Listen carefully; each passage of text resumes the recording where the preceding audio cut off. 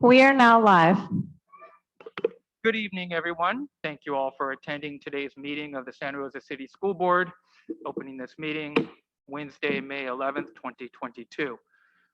We will start our meeting with a territorial land acknowledgement, and I'll do my best to give justice to the acknowledgement. We, Santa Rosa City School District, acknowledge that our schools are on the traditional, territorial, and homelands of the Pomo people, traditional territory and homelands of the coastal Miwok people, and honor with gratitude the land itself and the people who have stewarded it through generations. This land acknowledgement calls on us to commit to continuing to learn how to be better stewards of the land we inhabit. By offering this land acknowledgement, we affirm Indigenous sovereignty and will work to hold Santa Rosa City Schools more accountable to the needs of American Indian and Indigenous people. We will continue to honor the past and the present for the future of this land and for our school community with respect and gratitude. All right, if everybody in attendance could please rise for the Pledge of Allegiance.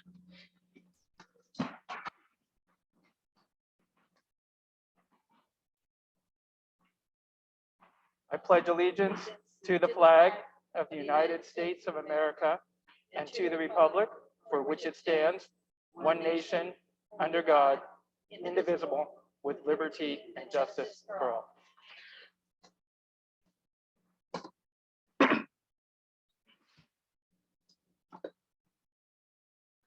Thank you.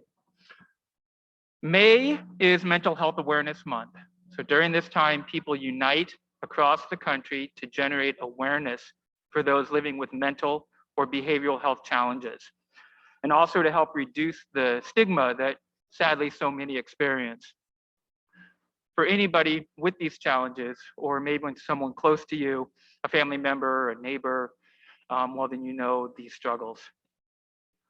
Over the course of the pandemic, school districts have certainly seen the effects of COVID-19 on young people's mental health. And additionally, the psychosocial impacts of these 2+ years of uncertainty has disproportionately affected young people. Both immediate and long-term factors that young people are affected with include social isolation, anxiety, depression, maybe triggered by the loss of a loved one, the loss of routine activities, and just socializing. Loss of structure and a sense of normalcy, while at the same time maybe facing the unreliable delivery of therapeutic services.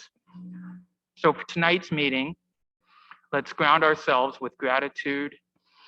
Let's ground ourselves with awareness and compassion and anything we're able to do to support those whose souls are in need of some bandaging. All right, on the agenda, we are on agenda item C3, report of actions taken in closed session. No actions taken. C4, items considered in closed session for actions in open session. Nothing to report. C5, statements of abstention. Are there statements of abstention tonight on the board? Okay, seeing none. C6, adjustments to the agenda. Board member superintendents, are there any adjustments needed to the agenda? Okay, we will open it up to the public for adjustments to consent items, the F items of the agenda. If there are any members of the public who would like to address something in the F section of the agenda, now's the time to have that item pulled for comment later in the meeting. Please raise your hand if you'd like to comment on a consent item.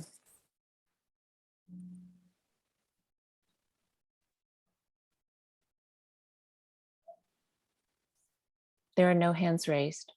Thank you. Are there members in the audience who wish to speak to consent items, F items? All right, seeing none. Moving on to C7. Special presentation for students of the month and certificated classified employees of the month. The presentations tonight will honor our students for their academics, their character, and their praiseworthy accomplishments. We will also be honoring certificated and classified employees for their outstanding dedication and service. So joining us for these presentations, we have principals from Lincoln, from Steele Lane, from Lewis Early Learning, and we have representative from Slater as well. So I think we'll start with Lincoln Elementary. We have a representative from Lincoln.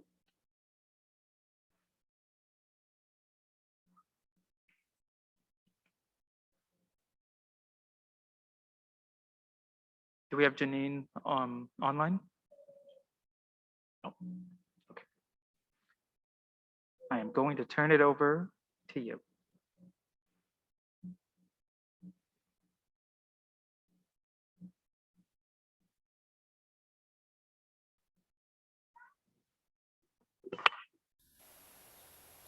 Welcome. Thank you for having me. Thank you, President Sheffield, Superintendent Turnell, and all the board members, and those of you joining via Zoom and live. I'm Dr. Janine Wilson. I'm the principal of Abraham Lincoln, and I am here to present our awards for both our staff and students tonight. Do we have a certain order? Because I know our student was going to be joining. I don't know if you're going to be showing his screen or if I'm just going to speak to it.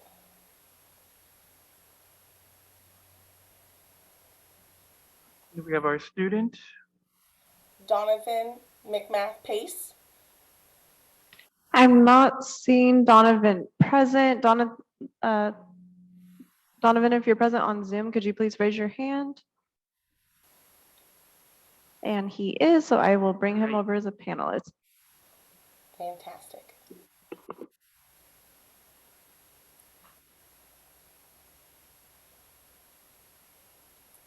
Hi, Donovan. Hi, Donovan. All right, well here, let's get started.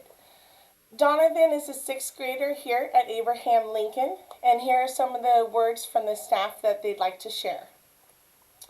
Every morning, Donovan is a bright spot in my day. He works very hard every day and is so proud of the work he does.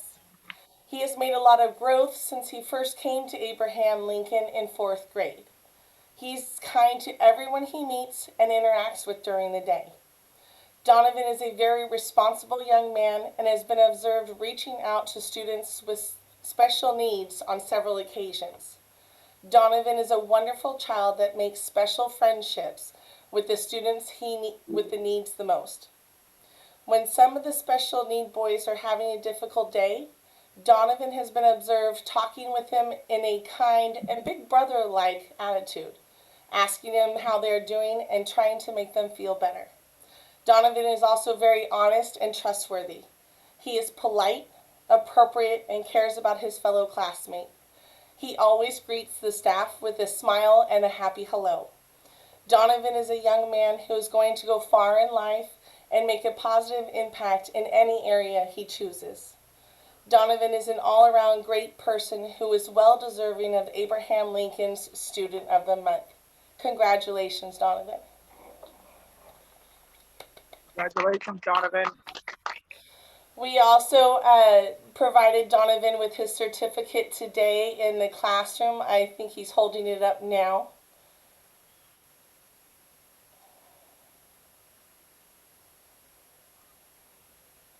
Yay. Great job, Donovan. We're very proud of you. Good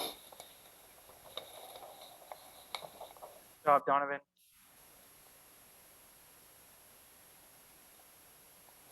All right, moving on to the certificates for the staff. Abraham Lincoln is doing it a little different this year than some of the previous schools. When I came to my staff to nominate members for the certificated and classified members, I was very happily surprised with their response when they came back to me saying, we can't just choose one, because everyone on our staff has worked so hard together. And so with the cabinet approval, Lincoln is not singling out any one staff member for either category. We are representing and honoring everyone. And so here are some few words about our staff. Abraham Lincoln would not be what it is today without both our certificated and classified amazing staff. And as the saying goes, it takes a village.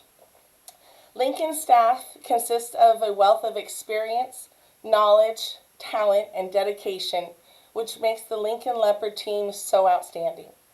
The staff is a team of 14 classified teachers, 11 classroom instructional assistants, 15 support staff members composed of both certificated and classified members, a school counselor, a restorative justice, a school-based therapist, 3 office staff and family support team, as well as our 2 outstanding custodians.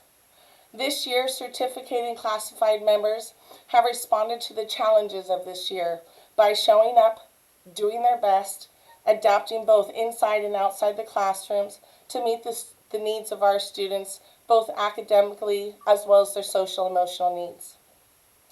Lincoln students have diverse needs who are supported by this prestigious team in both our 9 general ed classrooms, TK through 6th grade, as well as our 5 special ed classrooms, kinder through 6th grade. The students are also supported by our additional instructional assistants and services to meet all the needs of our outstanding students. Inspiring the students' love for literature and academic materials is our instructional materials technician and library technician. The student safety and health are supervised and supported by our dedicated and hardworking group of yard duties and nutrition services. Supporting the social emotional health of Lincoln's campus, we have an outstanding team composed of our school site counselor, restorative justice, school-based therapist, and 2 psychologists. However, nothing could be made possible without the amazing office and family support team, as well as our custodians who go above and beyond every day to make sure Lincoln is a clean and safe campus. We are the Lincoln Leopards. Together, the Lincoln team takes on the daily challenges, supporting one another, celebrating together, and moving forward step by step, no matter what comes our way. Thank you very much. You all. Thank you all.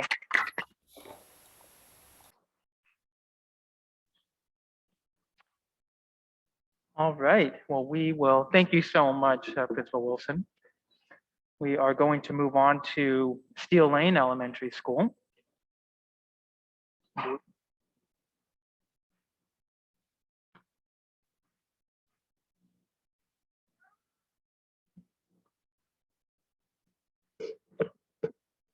Testing. I almost did the Darth Vader voice for you guys. Happy board meeting day.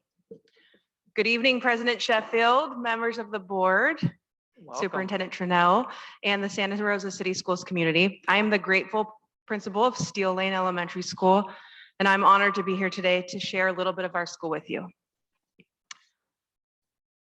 First up is our student of the month, and he has no idea why he's here today, so it's a surprise. We kept it a surprise for him for a really long time.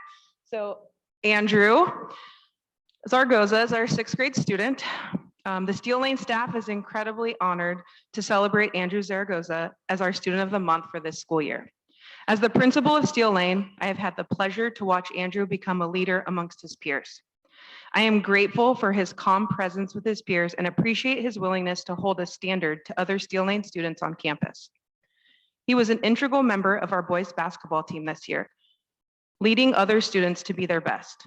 And he just finished helping out with the girls team at practices and on the sidelines during their games as well. Students listen to and respect him in our community. Andrew makes a point of asking other people how they are doing and genuinely listens and cares. His current teacher states he is an old soul. One of Andrew's previous teachers stated that he is one of the most polite and hardworking students I have ever had. This same teacher recollected Andrew being interested in sports and the favorites of his teacher, which he would research in his spare time to be able to have follow-up discussions. In 2nd grade, his teacher stated that he was an outstanding student that participated, was kind to others, and always did his best work and was charming. She foresees him being successful at anything he does. Andrew is known for going above and beyond in his class as well as in his athletic endeavors. He is known on game days to wake up early, eat a hearty breakfast, and practice before the game. He dreams of attending Duke University and aspires to play in the NBA. He says if the NBA doesn't work out, though, that he can play in the NFL or become a chef or mechanic. I have no doubts that Andrew will achieve any dream he sets out to accomplish. His dynamic smile and calm and polite nature will be an asset in his future success. Congratulations, Andrew, for being our Student of the Month. Steel Lane is proud of you and will always be rooting for you.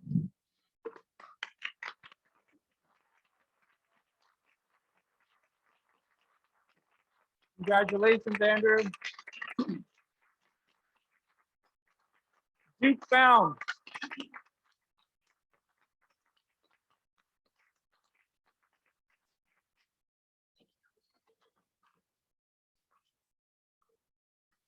All right, next up is Katrin Fullerton, our Health and Attendance Tech. The Steel Lane community would like to recognize Ms. Katrin Fullerton as our Classified Employee of the Month. Katrin has been our Health and Attendance Tech for many years.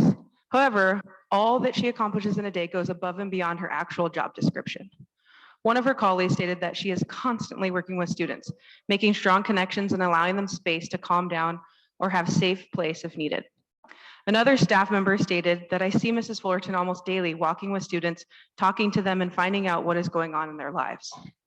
Our students know that Ms. Katrin is there for them to deliver an ice pack, a lot of ice packs, provide a pep talk, or encourage and comfort them through the daily challenges of school.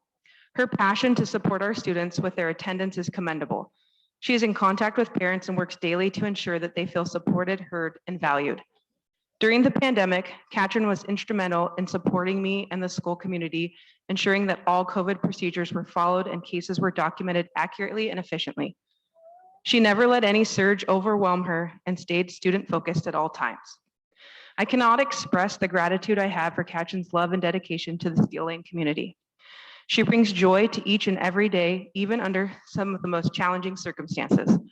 She stops in to fill in and support her colleagues with students at the forefront of her thoughts and actions.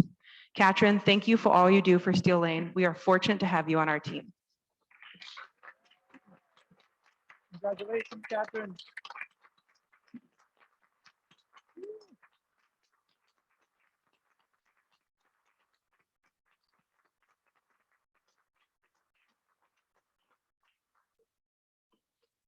All right, but last but definitely not least is Miss Samantha Kim, our 6th grade teacher, who just came back from camp with Andrew like moments ago. The Steel Lane Elementary community is extremely grateful to honor our amazing 6th grade educator, Samantha Kim, for Certificated Staff Member of the Month for Santa Rosa City Schools. When you walk into Miss Kim's classroom, you are surrounded by clear and present evidence of learning and engagement. A colleague of Sam stated that she is a quiet force behind our school-wide endeavors. She is knowledgeable in all subject matters, especially community building and uplifting our students to try harder. This is evident in her can-do attitude in leading the implementation of Tier 1 supports on campus as our Tier 1 lead, a mentor teacher in our partnership with Sonoma State University Student Teacher Program, as well as her commitment to facilitating our student leadership program and professional development opportunities for other educators throughout our school and district. Another colleague stated that Ms. Kim is all about the kids. She is caring and wants to do the best she can to make sure that they get what they need. This is apparent when you walk on campus. You might see her covering a kindergarten classroom to support a colleague, beautifying our campus, or prepping and planning lessons centered around student voice, social justice, and ensuring that all students are represented. Having Sam on the Steel Lane campus is something special. She is a born leader that impresses me daily with her productivity, grit, and ability to support our school community in a myriad of ways. She cares deeply about what she does for our school community and is an exemplary educational leader. Thank you for all you do each and every day, Sam, and congratulations. Congratulations.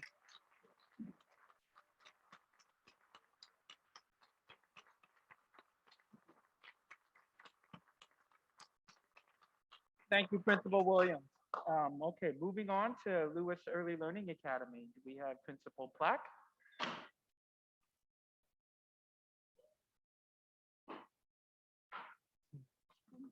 Oh, welcome. Thank you. Thank you, President Sheffield, Superintendent Turnell, and the whole Santa Rosa City Schools community. It's my great honor to present our first Student of the Month award for Lewis Early Learning Academy. There he is. Jesus is a just turned 4-year-old in our preschool program. He's a happy and eager learner. As his teacher reported, Jesus takes pride in all of his high-achieving academic accomplishments and all of the good things he does. His smile, which you can't see right now, beams with pride in all that he does. Not only does Jesus have pride in himself, but he and his family have pride in our school. Jesus regularly participates in our monthly school spirit days, proudly dressing up in the color or theme of the month.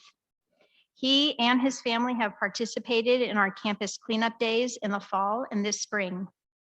What a wonderful demonstration of pride in school they show when they come to school on a Saturday morning to pull weeds, pick up trash, rake leaves, and plant flowers.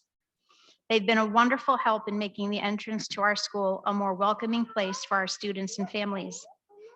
Jesus has thoroughly enjoyed himself at these events and shown his natural curiosity as he has safely explored every nook and cranny of the front yard of our campus.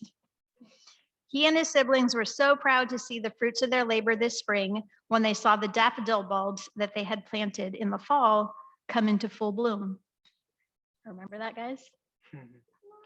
I am very proud to recognize Jesus Salce Soto as the Student of the Month for Lewis Early Learning Academy. Congratulations, Jesus.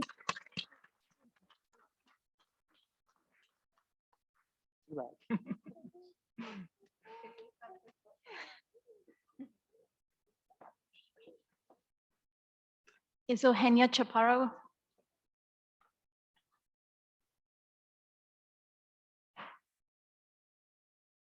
Our next award is for our Classified Employee of the Month, Bohenya Chaparro Sanchez. Bohenya has a long history with the Early Start Deaf Hard of Hearing program, starting many years ago as the parent of a child who is deaf. She was such a strong support for her daughter and other parents in the program that she was recruited 11 years ago to become an assistant in the program. As an assistant, she provided interpretation and other support to families, managed the Early Start office, assisted with the children during weekly group sessions, and much more. She worked in the little DHH classroom on the Lewis campus until she became the office manager for Lewis Early Learning Academy at the start of this school year. Bohenya has been a tremendous partner to me as we have worked to build our new school this year. She's a trusted thought partner and a dedicated worker. She has quickly learned to manage many new tasks with gusto and great skill, as these tasks are wide and varied. She is the friendly, kind, and patient person who greets every family and staff member who enters the front doors of our campus. She goes above and beyond to help anyone and everyone all of the time. As a fellow employee stated, Bohenya has her hands full with her new position, but she still manages to help everyone with any questions or concerns right away. Bohenya is a valued member of our Lila community, and her joy in her work is evident. Bohenya has stated, "I love helping people and interacting with families. I love the administrative duties entailed in the position, including prioritizing and organizing all of these duties." It is my pleasure to recognize Bohenya as the Lewis Early Learning Academy Classified Employee of the Month. Congratulations.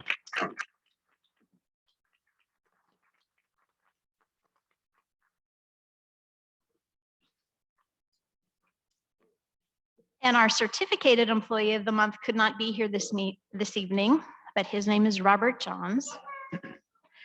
Mr. Robert, as he is called by our students, has been a school psychologist with Santa Rosa City Schools since 2016. He has served a variety of schools and programs since then, but has spent most of the time serving the preschool program. Robert is admired and respected by the entire Lila staff, all of our students and their families. He has a huge job conducting well over 50 assessments with our youngest students every year. During the assessment process, he begins developing a positive relationship with the children and with their families. This positive relationship continues as we serve our preschoolers. The children love Mr. Robert and enjoy his visits with them in class and on the playground. Our students' families build these positive relationships with Robert as well. He's a trusted support, sharing resources, providing advice, answering questions, and explaining information, all in an honest but kind and respectful manner. Robert is a tremendous support to the staff. He provides training, organizes classrooms, creates learning materials, substitutes for staff, consults and collaborates on student needs, and much more. He goes above and beyond to help everyone in any way that he can. As one colleague put it, he rocks. Robert's passion for his students, the preschool team, and his job are evident. He states, "I love that I'm able to have strong relationships with our families. Being able to help parents navigate various agencies and help them establish both school and community services. I like being able to meet a child at 2 years old and be able to witness all the progress they make up until the age of 5. I also like being a part of a team that values teamwork and always has each other's backs." It is my privilege to recognize Robert as the Lewis Early Learning Academy Certificated Employee of the Month. Congratulations to Mr. Roberts. Thank Thank- you. Thank you, Principal Fleck. All right, we're moving on to Herbert Slater. If we have Principal Tucker. Principal Tucker here? Yes.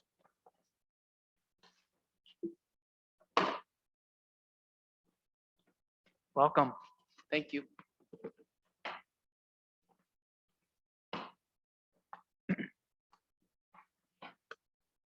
All right, good evening, Superintendent Trunell and President Sheffield and board members. My name is Mitch Tucker and I'm the proud principal of Herbert Slater and proud to be here to make these award presentations tonight. Herbert Slater Middle School is honored to select Siobhan Ng as our Student of the Year. Siobhan is a student that Principal Tucker can count on to be a role model for all Slater Spartans. Here are some of the comments about Siobhan from our staff. Siobhan is a fabulous student. He does all of his work well and is respectful to his peers and adults. He has a great personality. He is also an amazing athlete for our school and for his various club basketball teams. An overall, all-around great kid from Miss Provo. Siobhan is a smart, inquisitive, charming, and a kind student. During COVID, I remember he always attended classes and asked meaningful questions. I could tell by the questions that he asked that he was a very talented young man who wants to learn and cares about his education and his peers. During classes, his personality transforms the class and makes it delightful for everyone. His peers listen to him, and I can't wait to see all the great things that Siobhan will accomplish through his life. I wouldn't be surprised to see him on TV, charming not just his nearby community, but the whole world, from Miss Osorio. Siobhan is a starter on the basketball team, near the top of all students in the advanced math class, and basically good at almost everything he does. While his success and accolades could inspire an attitude of arrogance, Siobhan remains a humble, caring, and truly empathetic young man. I have seen him take other basketball players and athletes under his wing and share what he knows to help them get better. He does these things not because he is told, but he does them naturally because he genuinely wants to help. That's from Mr. Garris. Siobhan is an amazing young man. He shows respect to his peers as well as his teachers. Siobhan is humble, athletic, and hardworking. He always has a smile. He also includes others and always does his best to make sure that all students are given the opportunity to be part of the game. That's from Mrs. Axthelm. And then finally from Mrs. Carasoni. Siobhan was a student who stood out among his peers in distance learning and when we returned to class in person as well. He actively engaged in class activities and shared his thoughts during class discussions. Siobhan's leadership will undoubtedly take him far in life. Although Siobhan is not in my class this year, since he's an 8th grader, I've continued to be impressed with him.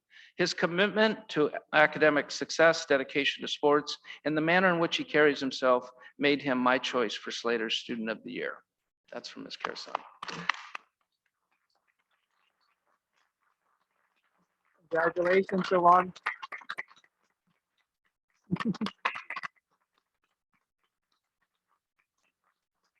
Congratulations. Remember, when you're in the NBA, I get good tickets. All right. So Herbert Slater is honored to announce that Marlene Ceballos is our classified employee of the year. She's right behind me right there. Everyone relies on Marlene for so much during our school day, and she handles it with grace and professionalism.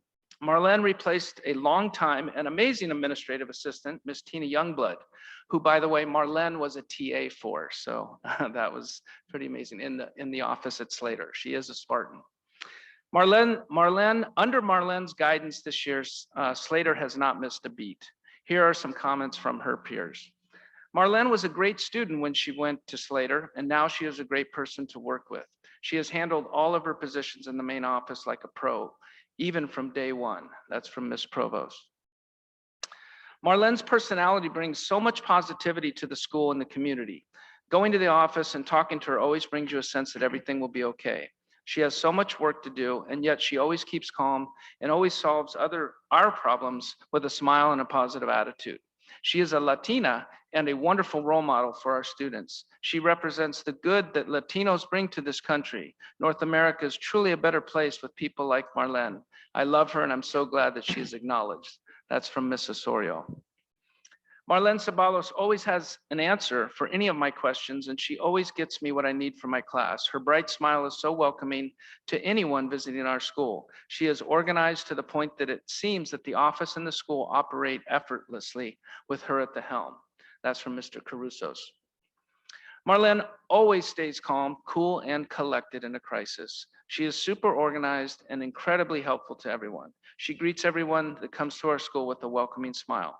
She is able to support students, staff, and parents without appearing stressed or overworked. She is the heart of our school. That's from Miss Woodruff.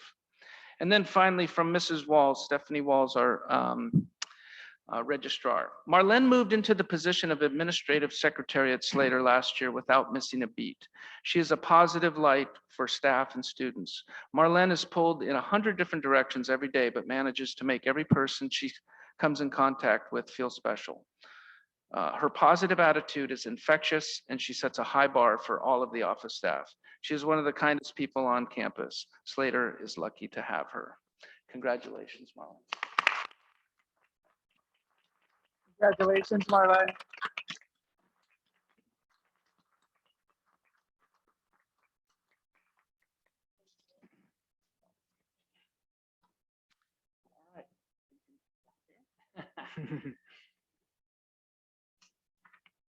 All right.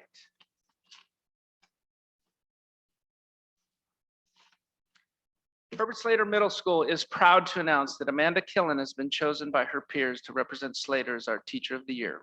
Principal Tucker can always count on Amanda to be professional and thorough. She has embraced co-teaching math and is so well respected by her fellow co-teachers and our entire staff. Amanda is an amazing advocate for not just her students, but all students at Slater. As the principal of Slater, I would like to share comments from her peers. Amanda has been amazing to work with all year long. She builds trust with her students and helps them build confidence and competence. I couldn't ask for a better co-teacher. That's from Mr. Simonek. Amanda's a great teacher and a great person. She is a wonderful advocate for her students and a wonderful person to work with. She is top notch. That's from Miss Provost. She has done a lot for the department. She's fair and she cares about her students. That's from Miss Osorio. Amanda is skilled in balancing and advocating for specific needs of her RSP students. She is also willing to engage in conversations where she has to take the perspective of other populations and consider their needs and perspectives as well. This makes her a great collaborator and an asset to Slater's math department, from Mr. Garris. She is calm in a crisis, supportive, hilarious, and organized. She has helped me get through some challenging days as a teacher and more importantly as a person. She cares about students and staff. She is amazing. That's from Miss Woodruff. Amanda is amazingly patient and helpful. She has a fabulous laugh that warms a person's soul. Her groundedness makes her approachable. I couldn't have survived this placement without her. That comes from Miss Brooks. And then finally from Mr. Grapp. What shall I say about Miss Killen? One of the greatest weaknesses of one of my greatest weaknesses is interpersonal communication between colleagues. This most certainly cannot be said about Ms. Killen. She is the queen of communication and does so with grace, gentleness, and subtlety. Furthermore, I can think of few people more proactive about helping students within the classroom. She seldom waits for a student to ask, but rather swoops in and takes the pressure off them instead. She is tireless in her work and consistent in her results. I can easily attribute much of the success that I have experienced this year to the helping hands and humility of my co-teacher, and that is why I voted for her to be Teacher of the Year. Congratulations, Amanda. Congratulations, Amanda.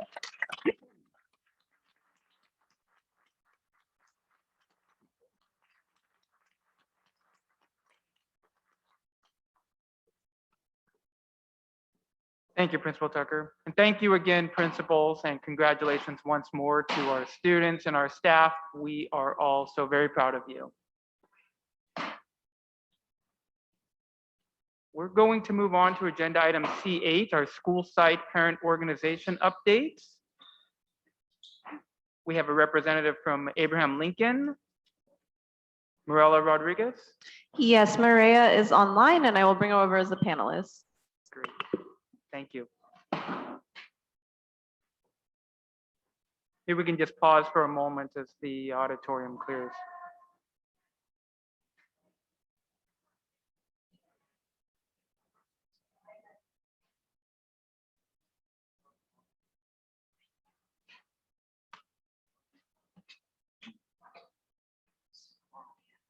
All right.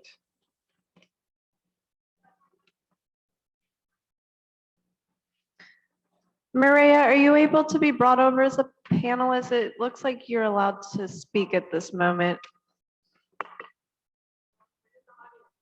Oh, come on. Hello, come on up to the podium.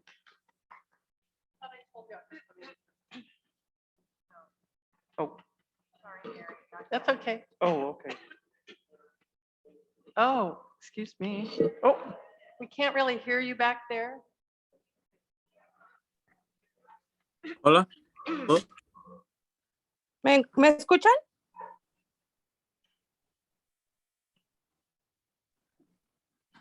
Sí, se escucha. Sí, María, te escuchamos. Buenas tardes a todos. Buenas tardes, Superintendente Tromer. Mireya, ¿puedes esperar un momentito? Gracias. Sí. From Zoom, since she's on Zoom, please. Necesitamos que llegue una persona que nos interprete. Okay. Marcela, I will be moving you from the Spanish channel to the English channel to assist with translation.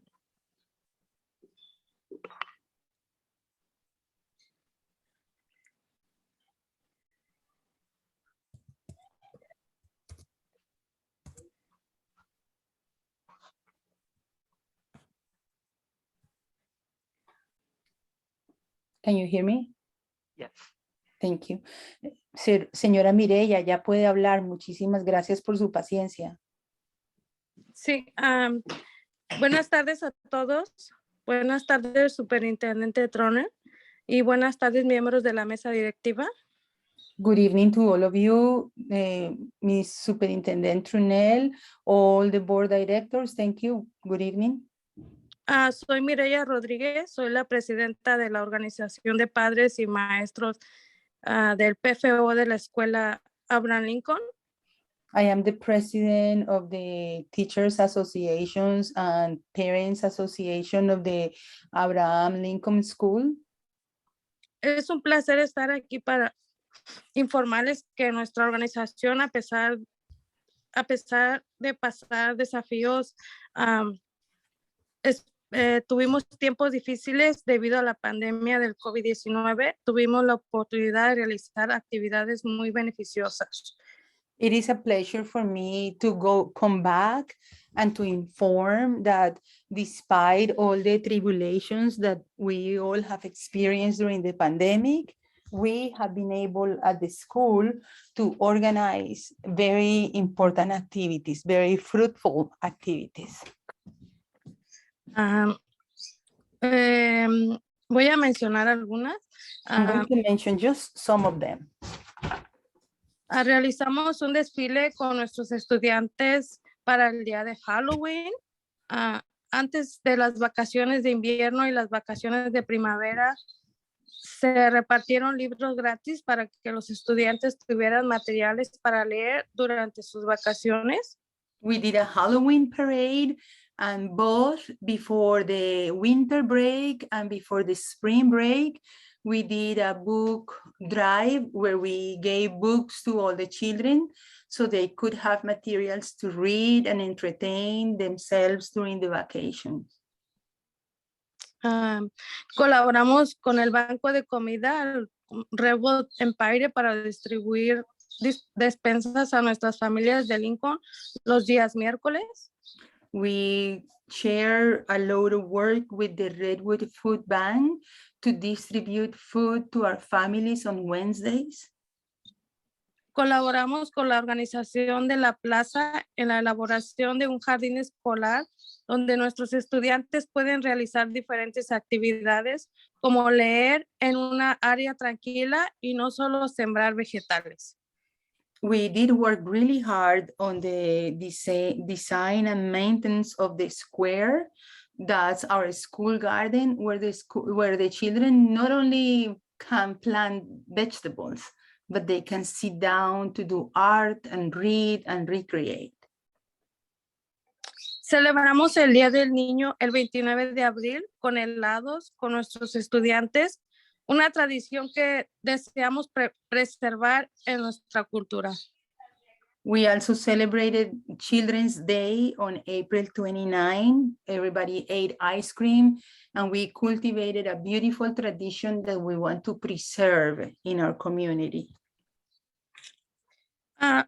Los padres del PFO también participan en las reuniones del concilio escolar y juntas de padres de estudiantes aprendices del idioma inglés de ILA.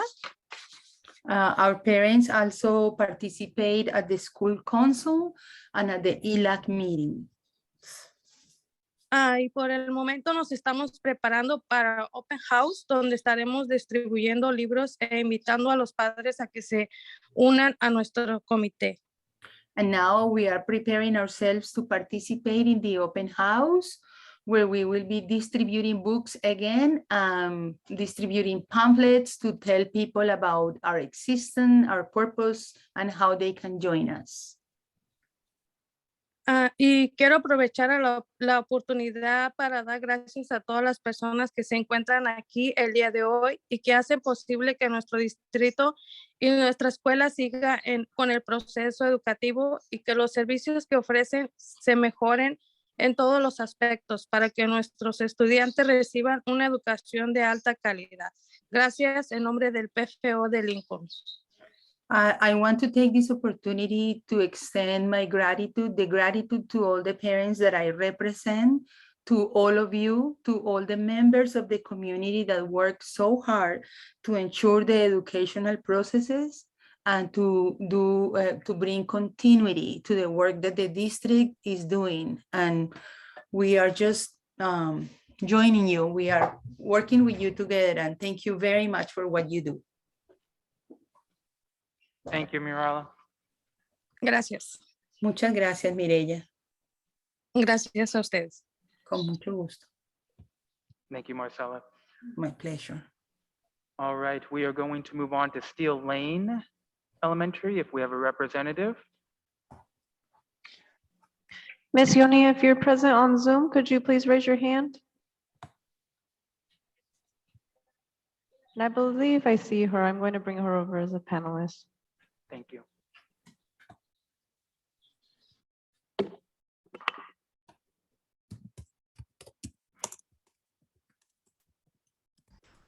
Hola, buenas tardes. Hello, Good welcome. evening. Hola, buenas tardes. Mi nombre es Johnny Hércules y soy representante de la escuela Stinley. I am a representative of Steel Lane School. Tengo dos niñas que van a la escuela Stinley y pensaba ir ahora a la reunión, pero no pude porque tengo mi bebé y tiene gripa.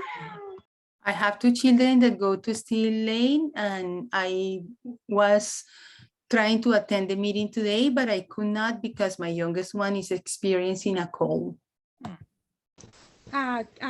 Quiero comentar y decir gracias porque nosotros tenemos una directora en nuestra escuela que cuando necesitamos algo, tenemos inquietudes, ella nos responde. I want to start by acknowledging our principal because when we have a question, when we have a concern, she is always there for us, responding to our needs, our calls. La directora William siempre está pendiente de los alumnos, de los maestros. Cuando un maestro falta, ella toma su lugar. Y pues como padres estamos agradecidos y quiere hacer más grande lo que es el comité de ILAC, invitando a más padres cada día. The principal supports our children in their learning. For example, if a teacher cannot make it to school that day, she takes their place, always keeping order with respect and affection.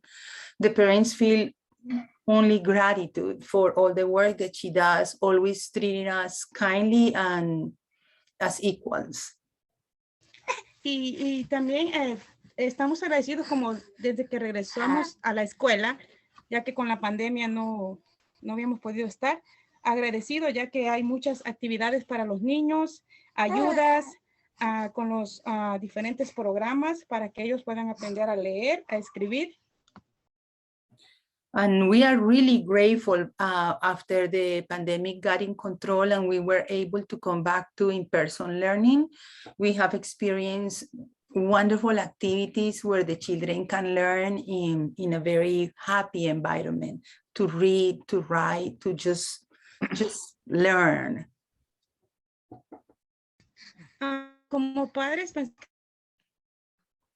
el comité de ILA es muy importante, ya que allí podemos dar nuestras opiniones y siempre queremos atraer a más padres, ya que somos muchos padres de aprendices de inglés y nuestros niños necesitan que como padres respondamos para ellos y estar dispuestos a lo que necesiten, lo que es en la escuela. I want to reinforce or encourage everybody's participation to the ELAC meetings. We are many parents. There are many students in our community, in our district, that are English learners. And this is a fantastic way to support our children and to support our teachers. It's really important as parents to participate of the ELAC meetings. Quiero agradecer por la oportunidad y por el tiempo de dirigirme a ustedes, respetables miembros de la mesa directiva.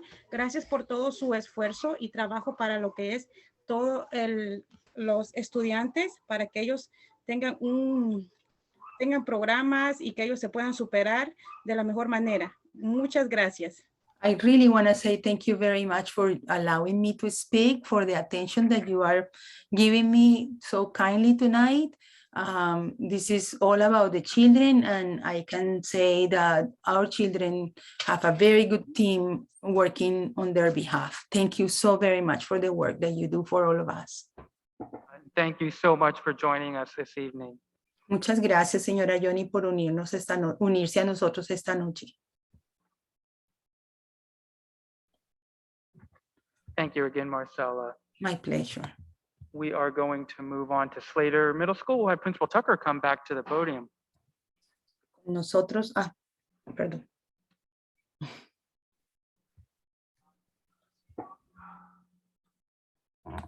Maybe the mic needs to be switched back on.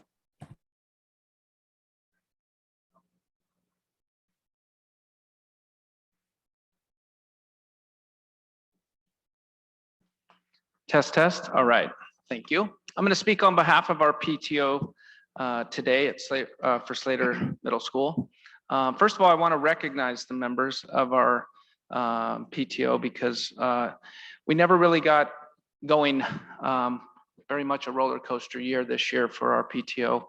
But I do want to recognize Sylvia Eilers and Sarah Jenkins, who were co-presidents at one point, Melissa Calvert, Nicole Hoosh, Angel Flores, Jasmine Caron, John Carty, Lori Felciano, Mary Horton, and Heather Groombaum. I really appreciate all that we did do and accomplish this year, which, as I said, typically we would have many activities that are large and in person. Last year we had a pasta bingo feed. We have a family fun night, but the Omicron kind of got in the way there. So we were on track and got sidetracked. So we're hoping for more of a normal year next year in our PTO. But I am thankful that we did do several dine and donates, and we were able to keep our PTO balances in the positive, and we did not diminish. I was also able to exercise a donation that I received a couple of years ago, that a gentleman had a cornhole tournament and gave donations to the middle schools. And so we've been able to use that to kind of subsidize items or activities that would normally we'd ask the PTO. So I'm just happy that we're able to fund and have a normal year without the large fundraisers. And then finally, I just want to recognize Melissa Calvert for Teacher Appreciation Week. She really stepped up and did an amazing job for those 4 days of Teacher Appreciation Week. We were able to give our teachers and staff members 2 breakfasts in those 4 mornings. Recognized Chick-fil-A because they donated one of those breakfasts. We had a coffee truck come in so that we could provide our teachers and staff with a morning coffee drink or whatever they'd like. Wicked Slush came one afternoon, and we had a nice lunch from Sherry's with a potato bar lunch. So just want to thank everyone for that week. I think our teachers felt appreciated, and right now that's so important. So thank you. That's it. Thank you so much, Principal Tucker. All right, at this time, we're going to move on to agenda item C9, public comment on non-agenda items. Do we have blue cards from folks in the audience? No? Okay. We're going to open it up for public comment to folks who might be joining us remotely on non-agenda items. Thank you, President Sheffield. If there are members of the public attending remotely who'd like to comment on an item that is not on tonight's agenda, this is the time to do it. Please raise your hand.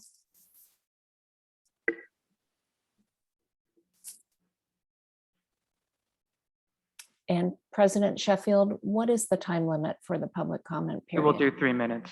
Okay. So our first public comment, 3-minute limit, is Judy Cahoro.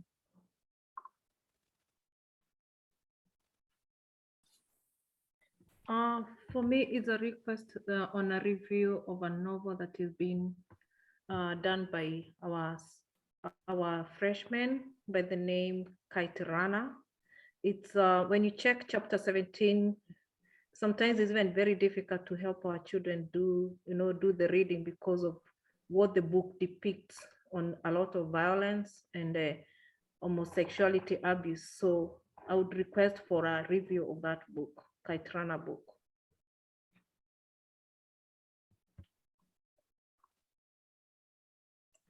Thank you, Ms. Cahoro. Our next public comment on a non-agenda item is Annabelle Dane. Hello, I'm a student at Santa Rosa High School. Something I've found to be a problem is that the bathrooms on campus are not maintained very well. A lot of the sinks and air dryers don't work well or at all, and people leave trash and toilet paper on the floors a lot. I've heard others complain about some of the door locks being broken too. I don't know if this is a problem at other schools too, but I know it's made me avoid going to the bathroom during school hours. So I hope something can be done about this because I'm sure a lot of other students feel the same way as I do. That's all I have to say today. Thank you. Thank you, Annabelle. Thank you. Next is Deanna Oliveira. Hi, can you hear me? Yes. Hi, I'm sorry, I'm driving. I'm doing the kid pickup right now, so forgive me. I had something planned out and written out that I was going to say, but I changed my mind because after researching that I have been all week, I've realized I keep advocating for the SRO program. And I'm realizing that because the board kind of dropped the ball 2 years ago and left it kind of the prospective MOU as a draft after meeting with the city manager, and nothing's ever had happened. It seems that the Measure O committee of the city kind of redirected funds from our SRO program to somewhere else because the board seemed like they were stumped on whether to continue it or not. And so what I'm doing here is pleading with the board to revisit it because the city council is meeting 3 times next week or next month for town hall meetings. And they just put out a survey to see how the community wants the Measure O funding spent. And as parents and community members, if we respond and tell them that we want the SROs back, and if the board is willing to let the city know that you want to revisit that and put the MRU unpause it, I guess, or create a new one with the new modified revisions that everybody had came to a consensus about, then the time to do it is now and you can't wait. It's really unfortunate. I would almost rather have the board voted no against the MOU and just been very transparent and let us all know that you chose specifically not to put SROs back on campus, but instead it seems that you just kind of waited and waited and waited and never put it back on the agenda and never revisited it. And the funds now get a little wonky. And so now the board, now you're able to say, oh, well, we don't have funding for it. And it's just really unfortunate that it went the way it did. I've looked through hours and hours of and researched all this week, and just the way it played out is really unfortunate, especially since that Measure O money specifically is for youth safety, public safety, youth safety, neighborhood safety, gang violence, gun violence. If you read the 5 objectives of the Measure O, it's specifically geared toward youth. And what better way to help the youth, whether to be on campus. I understand the board didn't want SROs in the normal capacity they have been the last 10 or 12 years, and that's fine, but it definitely needs to be revisited. It needs to be done now. Thank you. Next comment on a non-agenda item is Meryl Blomseth.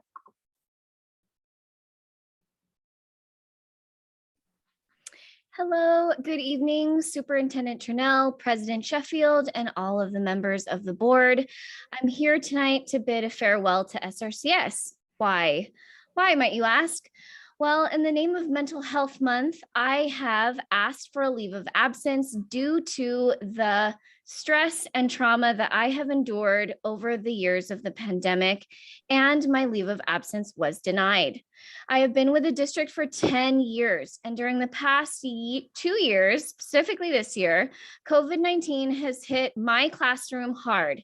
My families are families that are living at poverty line and below. So within the past 3 weeks in my classroom alone of 28 students, there have been 5 positive cases. When I contacted the COVID coordinator in the district about what the policy was in order to close a classroom or shut down a classroom for some period of time, he then told me that the numbers that would consider make people consider a shutdown or closure in a classroom would be if the total number of students was 5% of the entire population of the class. Or not of the school, sorry, 5% of the population of the school.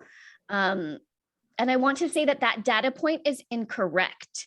More than 5% of my class has contracted COVID within the past 2 to 3 weeks. And this information is incorrect, especially with the uptick of the rise in cases. COVID coordinators, schools, especially low-income families, are being hit, and it's devastating families in more ways than one. And I'm here tonight to say I'm so deeply sad to be leaving. And I'm also feeling at my wit's end as far as having to be the person in the classroom to put a strong face on for the 28 kids that I serve every single day and their families. And we're being asked too much and being, I feel demoralized and I don't feel valued as a member of the community that has been serving here for so long. And I urge you to rethink the data point as far as closing classrooms and COVID-19. Thank you. Thank you. Next comment on a non-agenda item is Sheila Walker. Hi, good evening, Board, President Sheffield, Superintendent Turnell, and the community. I also want to speak a bit about transparency and urging the board to communicate to families district-wide regarding the presentation of the last board meeting with the A through G standards data and data regarding our third graders reading and math. I know the district has capacity to communicate to all of the families as we get weekly, I think they're weekly messages telling us about the strongly requested masking and of course where everyone can get tests. And I'm sure that everyone by now knows where they can get tested and how to do so. I think this information would be really important, especially for our English language learners. My impression would be if I was a parent of a school where only 3 out of 4 were getting the standards for a high school student, I believe you would have more parents speaking, whether they were speaking in Spanish or English. I think you would have them at this meeting tonight. And by not being transparent, you're keeping data and information away from families who I assure you would like to see some improvements and want to know what the plan is by this board to address learning loss and to address why we have such inequality, because all of you talk a lot about equity. Why are those numbers the way they were, what we saw in the last presentation 2 weeks ago? So parents, I encourage you to go back to the last board meeting and look at that data and see if that's where you wish that your student should be and look at your school to find out what's going on. Also, I would like this board to be transparent with parents and families. You know, a lot of us have distrust from this board. A couple of months ago, you made a public vote with hundreds of parents and families, including students, disabled students listening at 10:30 at night. You made a vote and then somehow over 48 hours, something changed and this board never and still has not sent information to families and parents explaining why you make a decision in a public meeting and why something is changed without any explanation. That says to me as a parent that calling in, listening to your meetings, reviewing your materials, it really doesn't matter. So the only way we make a change as parents and as people that live in this community, as people who pay taxes, is by getting people to serve, I guess, on your board. With that said, before my time runs out, there are 3 seats coming open in trustee areas 2, 4, and 6. I hope that some parent might be listening and might consider running for this board, because I believe that we only have 2 of 7 members that have students who face the mental health challenges of being a student in this district, who face the academic challenges of not being in school for 18 months, who face. Ms. Walker, I apologize, but you went way over your 3 minutes. Thank you for your comment. And President Sheffield, that's it for this item. There are no other hands raised. Thank you. And thank you all members of the public who spoke with your issues and concerns. We are going to move on to our D items, our reports. We'll start with D1, California School Employee Association, CSEA. Do we have President Mary Lehman?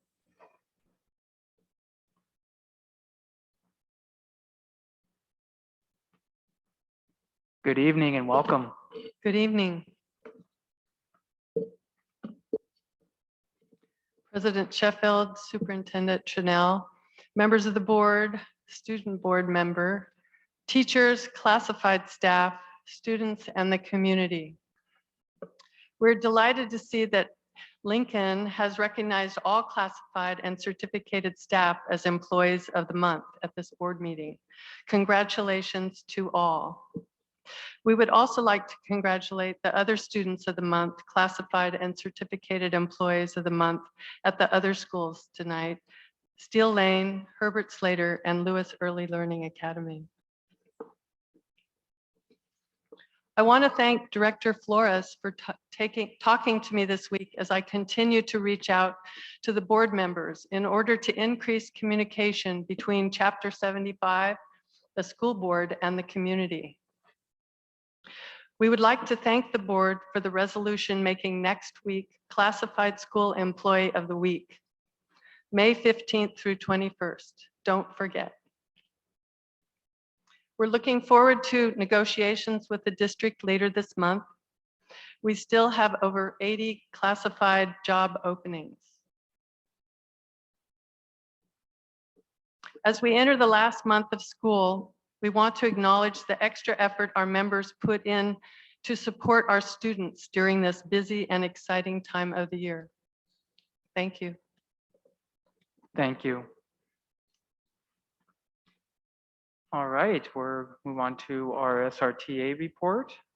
Hey, President Howell.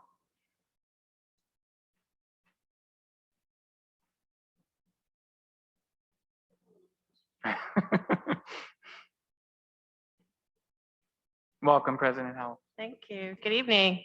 Good evening, President Sheffield and Superintendent Trunell, members of the board, members of the community. I'm Katrin Howell, President of the Santa Rosa Teachers Association, representing about 850 educators in Santa Rosa City Schools. We're drawing really close to the end of the school year right now. And I want to say thank you to all of you for everything that you've done during this school year to keep us safe in our schools, keep us healthy in our schools, and also to keep our students in class learning and also healing from the trauma of the last few years.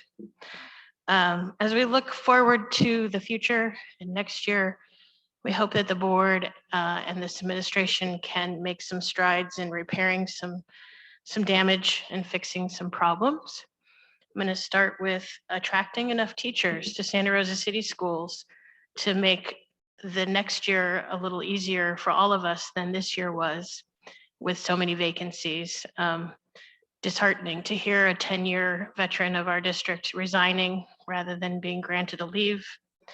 And we also have the salary placement guidelines that I have mentioned here before that this board needs to look at and to revamp.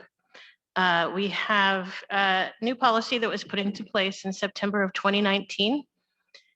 And anyone hired after September 2019 is honored for their service in the military, is honored for their service in the Peace Corps, is granted years of credit on the salary schedule for professional work that they've done in CTE areas.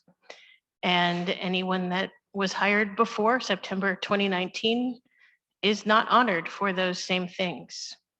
It's a two-tiered system that was created by a board policy.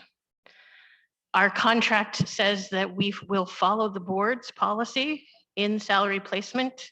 So this is not an item of negotiation. This is me imploring this board to analyze that policy and fix it so that we don't have these unfair practices. There are also teachers in this district who were fully credentialed and worked in private schools in our community who were given 0 years of service credit when they joined our district. This is different than other districts around us. And we have teachers that specifically picked Santa Rosa City Schools because of the programs that they wanted to work in and lost 10 years, 15 years of credit on the salary schedule by choosing Santa Rosa City Schools. So I'm going to ask, please, that you could look at that policy. and try to fix it. I'm also worried about the health of our elementary schools. We really appreciate the efforts that you made to limit combo classes, but we want our goal to be eliminating combo classes. They're not good for the kids. They're not good for the teachers. You have students in a combo in 4-5, they are in a 5-6 combo. There's 2 programs going at the same time. Teacher is responsible for 2 complete sets of curriculum. A 5-6 combo, teacher is expected to teach US history and ancient civilizations at the same time. I would be challenged to do that. I don't know how you would do that in the limited amount of prep time that elementary teachers have. And of course, we know that we're trying to build a foundation for middle school. We're trying to get to A to G in high school. Our last board meeting showed us that we're not there, right? We need more supports, and those supports need to start at elementary school. If we expect our kids to graduate from high school successfully, be prepared for a 4-year college, to have A to G mean something, we have to give them more support, and we have to start that now. And the final thing I want to mention this evening is the health of our students with IEPs. We are trying to build a new program of co-teaching. We had one of our teachers this evening honored for her experience in co-teaching. It works great for some people. It works great for some students. It works great for some teacher teams. But there are kids falling through the cracks. There are teachers that see co-teaching as creating problems and not solving problems. And we hope that we can find a way to provide the absolute best services to the students in our schools who need this support, who need to have various levels of service given to them so they can get to where we all want them to be, successful high school graduates. So thank you for everything you've done. Thank you for everything you're doing. Thank you for everything you will do in the future. I know that together we can make Santa Rosa City Schools a great place to work and a great place to learn. Thank you. Thank you, President Howell. Agenda item D3, our superintendent report. Turning it over to you, Superintendent Trunell. Good evening. Today marks day 165 of school for elementary and day 164 for secondary schools. Today is also School Nurse Day. So I just want to take a moment to thank all of the nurses in our system and everywhere for their service. On that note, while I don't have my mask on, I have one near. I want to stress the importance of masks being strongly recommended in our schools. We have a few short weeks left of school, and we want to make sure that all students and staff have the opportunity to experience and enjoy the remainder of the school year. Also, I want to share my appreciation for the staff at Ridgeway and the team who attended a conference with me last week focused on best practices for continuation high schools. We were able to tour a couple of model continuation high schools and learn from various experts on how to approach best practices. Last, I want to share that we do plan to hold a special board meeting study session next Wednesday on May 18 to present and discuss with the board a set of system-wide data. This conversation will focus more at the district-wide and programmatic levels of data. We will present at a future meeting on student-level data. And with that, I will hand it back to you, President Sheffield. Thank you. Thank you so much. Agenda item D4, Board President Report. I have no report tonight. So now I'm going to move to board member reports. Do we have board members to report? Yes, Georgia. Hello. Perfect. Hi. Okay, so a group of students at West County High School recognized plaques in the front of their school by the Native Sons of the Golden West organization, which was a group that focused on the preservation of historic buildings in California. Although they had a past of vocally supporting the imprisonment of Japanese Americans in remote camps during World War II. And they had a history of using anti-Asian American rhetoric. So the group at West County vocalized their concerns for these plaques representing their schools and their buildings, and were able to manage to get them taken down. Now, my history teacher today walked us around campus because that group at West County inspired an article in the Press Democrat, and we read it in our history class, and then we walked down to where our main office was, and we at Montgomery have the same type of plaque. And the group of students at West County inspired my teacher and then inspired the group in my history class to recognize the issues with the plaques that we have in our schools, and it inspired students to come forward and to voice their concerns as well. And it just shows the impact of voices that students can have. And West County students were able to remove those concerning pieces in their buildings and inspired an article in the Press Democrat and inspired students at my school to do the same. So that just shows the importance of speaking up and student voices and advocates. Thank you, George, and thank you to your fellow classmates as well. Do we have other reports? Yes, we have Trustee Fong. So this isn't a report per se, but it is commentary because we're about policy to the issue of combo classes. So I've thought about this a long time. And when we're really facing budget crunches everywhere, and we're really trying to figure out how to best do school for students, and we're facing the status quo, you've heard me talk a lot about the status quo. We're facing the status quo that says, I don't know, President Howell, it was like one grade has to do ancient civilizations and this other grade in the combo has to do, was it US history?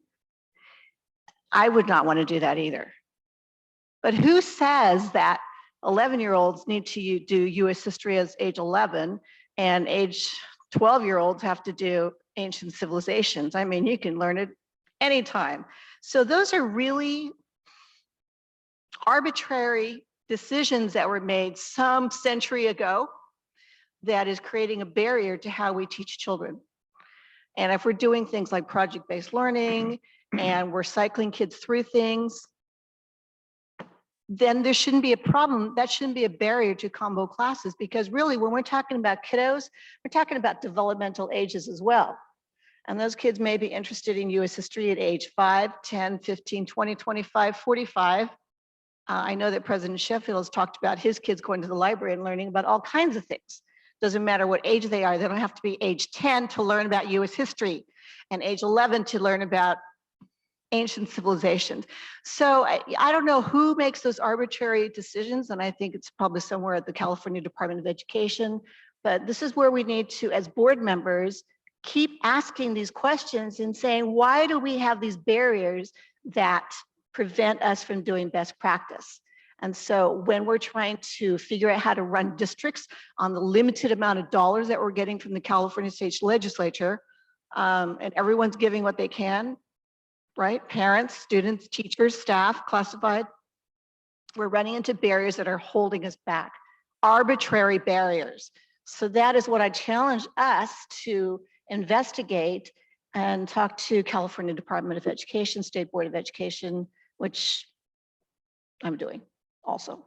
So that's not a report tonight. Thank you, Trustee Fong. Other board members, reports? All right, seeing none, moving on. I don't know if we're ready for a CSBA report. Still sorting some things out. We do have a report. Okay, I'm gonna turn it over to you, Ever.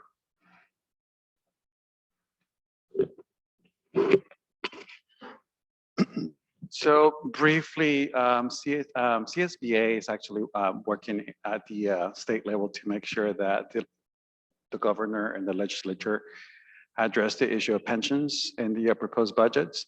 for the fiscal year. If the state doesn't allocate additional contribution to the general funding, LEAs will see the rate increase of 2.18% in CalSTRS and 2.16% in CalPERS for the 22-23 school year, which will inherently detract value from other budget gains proposed in the educational budget.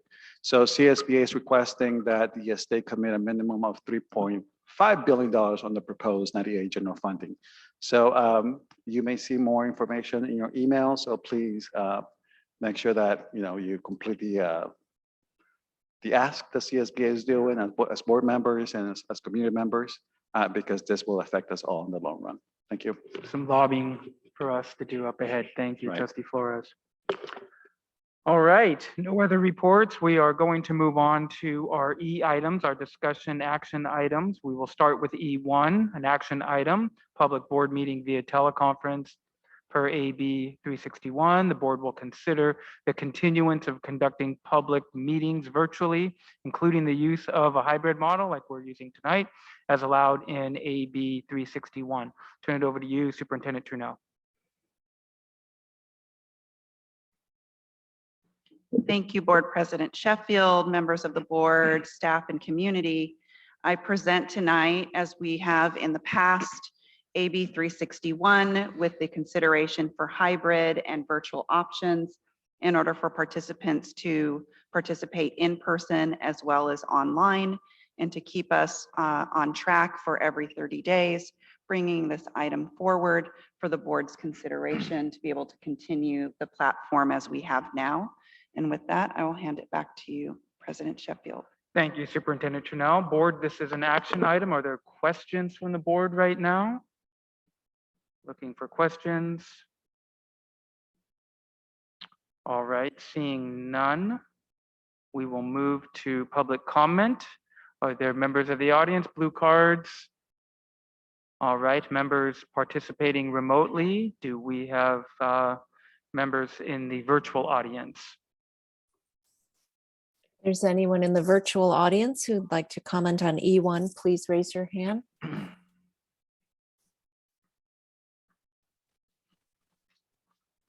There are no hands raised. Thank you. All right, we are moving back to the board for discussion or further questions or a motion. I'd like to make a motion. All right, Trustee Fong made a motion. Second. Second for approval, I'm assuming. Okay.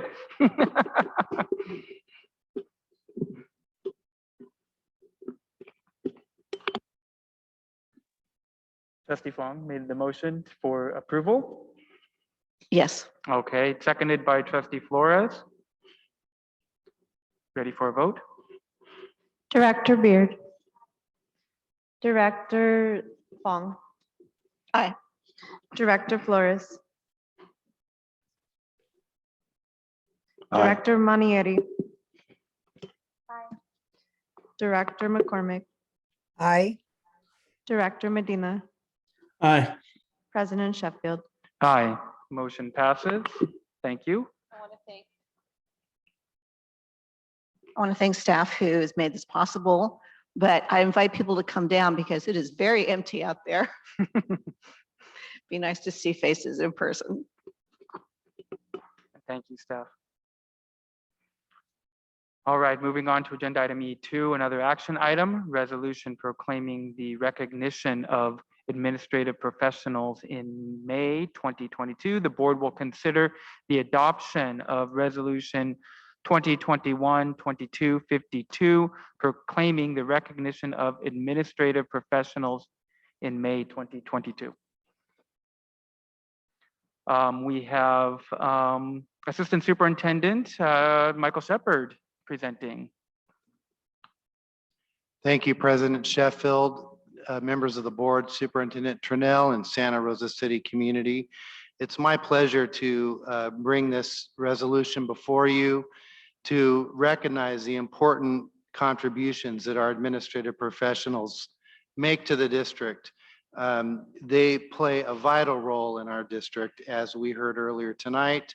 The Slater Middle School school secretary was acknowledged, And I personally benefit from an amazing secretary, Renee Jackson, who I could not function. She always seems to know what I need before I know that I need it. And I couldn't imagine being here every day without her, seeing her smiling face, her wonderful attitude, and she's always positive and seems to have endless energy.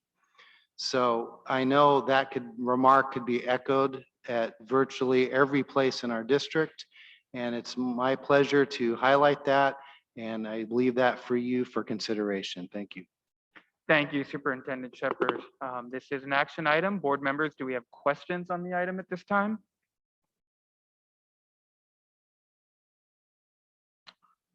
Let's see, I do not see questions. All right, we will go to the public for public comment. If there's anyone attending virtually who'd like to comment on E2, please raise your hand.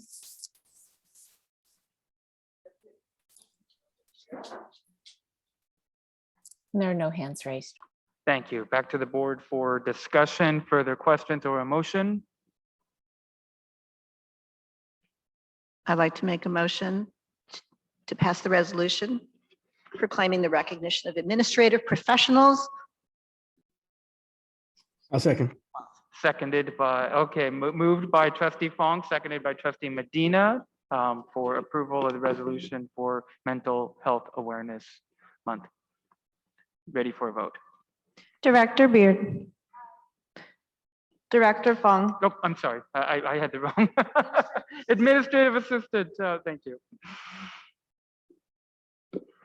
Director Fong. Aye. Director Medina. Aye. Director Manieri. Aye. Director McCormick.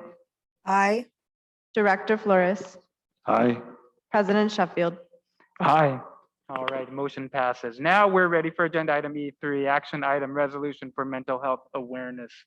I am going to turn it over to trustee Manieri for a presentation. Great, thank you. And Adina, if we can move over a few youth who will help us with this presentation. I think we're looking for Jocelyn Villalobos, Jamie Jovel, and Maite Ruiz Flores. And while they're getting moved over, in a second, I will share my screen and a really great presentation that these young women created, but I wanted to share it with the board and to all of our community members and community listening. I have the privilege of working with an amazing group of young people in Sonoma County who do really great work to elevate mental health, especially in the Latino community. We know that in a lot of communities of color, mental health is stigmatized for a lot of different reasons. And one of those reasons is culture. And so these young people do a really great job at speaking openly and candidly about their own experiences as young people, as young women trying to navigate these spaces.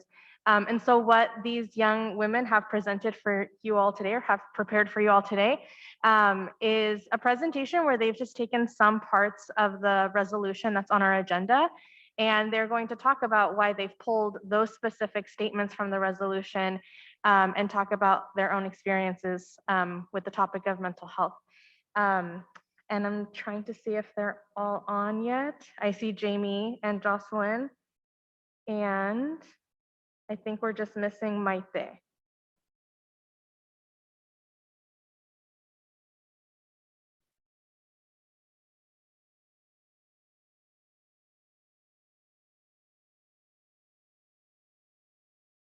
Oh, there she is. Awesome. Great. So I will go ahead and share my screen. And with that, I will pass it over to Jamie. Hello and good afternoon, evening. First of all, I would thank you all for allowing us this space and time to speak to you about Mental Health Awareness Month. I have the privilege of being a youth promotora at Latino Service Providers. And in this program, essentially it grants the access of resources and services to Latinos as well as other minority groups. The promotores are from all over Sonoma County, and ages range from 16 to 25. Next, I would like us all to introduce ourselves, so I'll pass it on to Jocelyn. Hi everyone, I'm Jocelyn Villalobos. I'm a senior at Santa Rosa High School. This is my second year with Latino service providers, so I am a promotora, so I'll pass it back to Jamie. My name is Jamie Howell. I am a senior at Rancho Cotati High School, and this is my first year being a youth promotora. And then I'm Maite Ruiz Flores. I'm a first year at the ASRJC, and then I'm a youth promotor with the Latino service providers. So we have some whereas that we'll be sharing with you today. And starting with the first one is, whereas children and families are dealing with long overdue reckoning with police violence against African Americans, a spike in anti-Asian crimes, and significantly higher than average death rates linked to COVID-19 among Latino communities. To really explain this would be examples of training or lectures on understanding the behavior of stressed students. It provides a safe place, and this training and lectures would be provided for staff so they would understand. Also, a mental health professional that would go along with that, and then now passing it on to Jamie. Whereas the average age of early signs of mental illness is 14 when most students are entering high school. I personally believe that this statistic is 100% true because of my personal experience. When I was 14, the Tubbs fire burnt down my very small private school in Santa Rosa that I had originally called my home for literally 14 years. I know that the mental illness that was present was not only individual to me, but also the other teens around me that had gone through the same experiences. Back to Maite.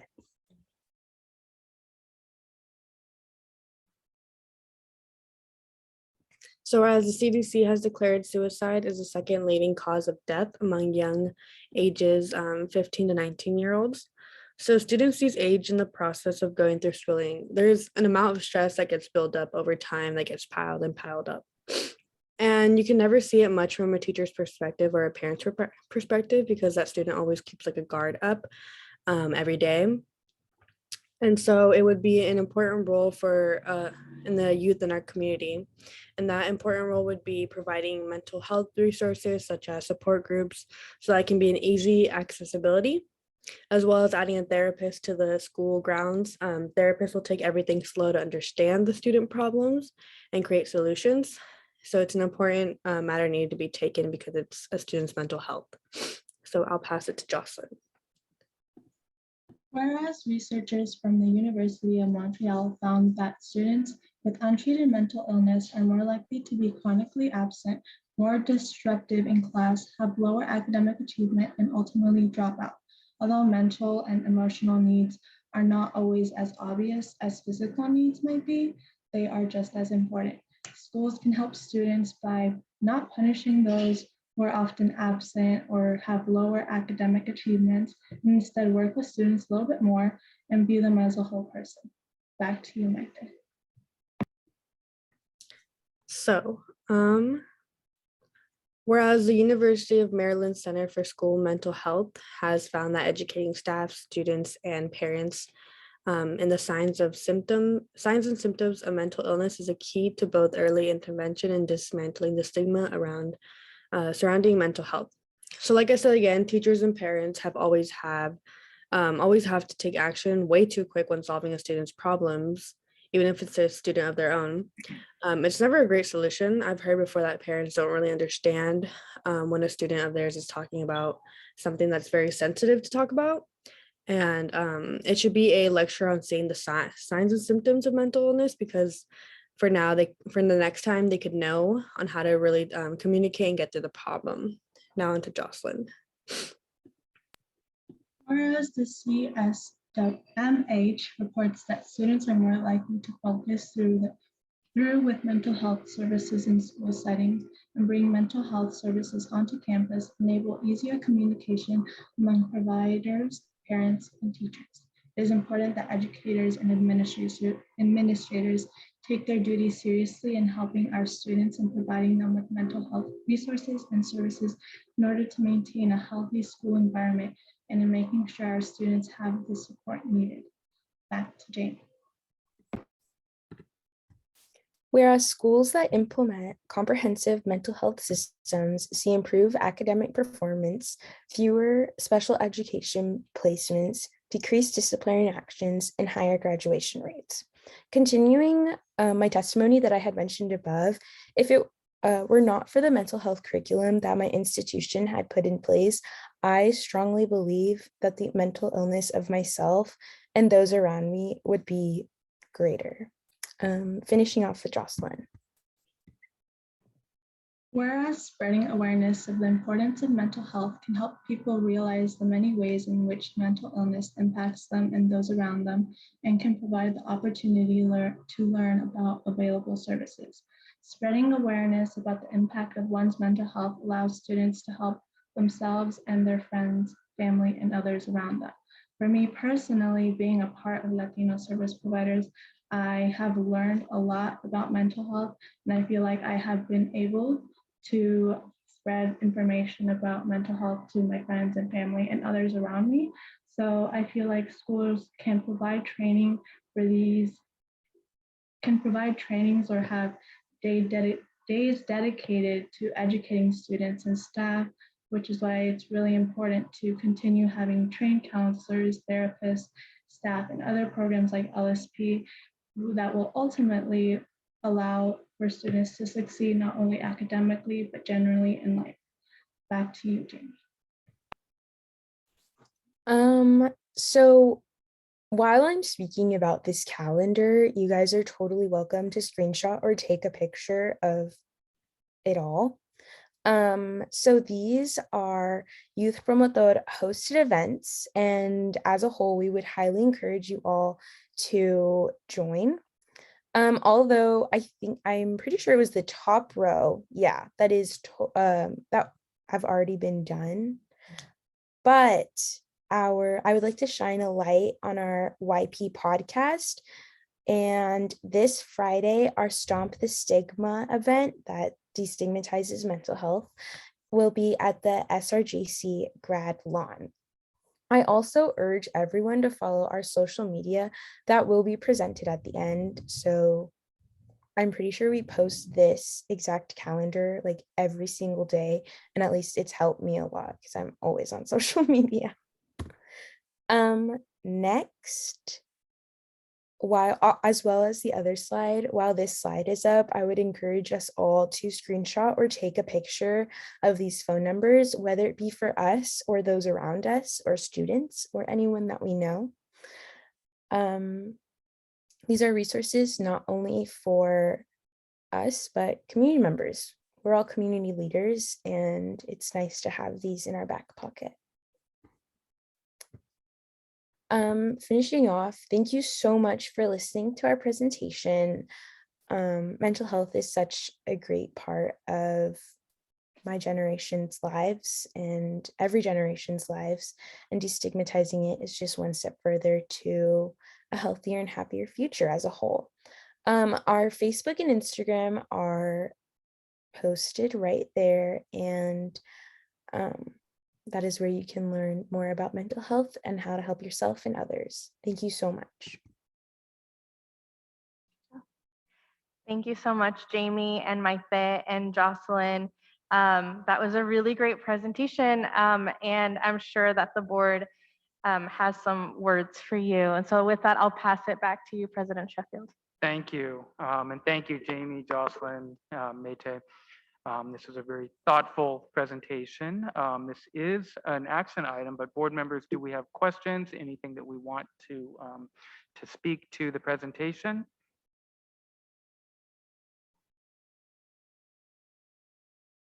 All right. Seeing none, we'll go to public comment. There are folks in the audience or the virtual audience who wish to speak to this agenda item. If there's anyone in the virtual audience that'd like to comment on E3, please raise your hand.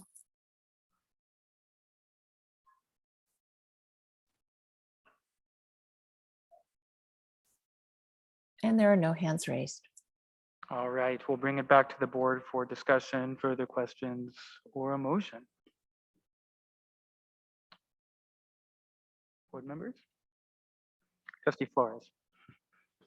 Yeah, but before the motion, I just want to say thank you for bringing this up, Stephanie, Director Manieri. This last couple of years have been tremendously difficult for everyone, especially our students, and we've seen an uptick in, especially my school, 504, mental health issues. So bringing awareness, it's very important.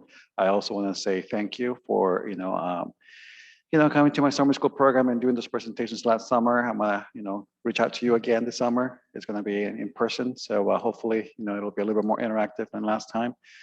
With that, I just want to say that I'd like to move for approval on, hold on a second, resolution for mental health awareness.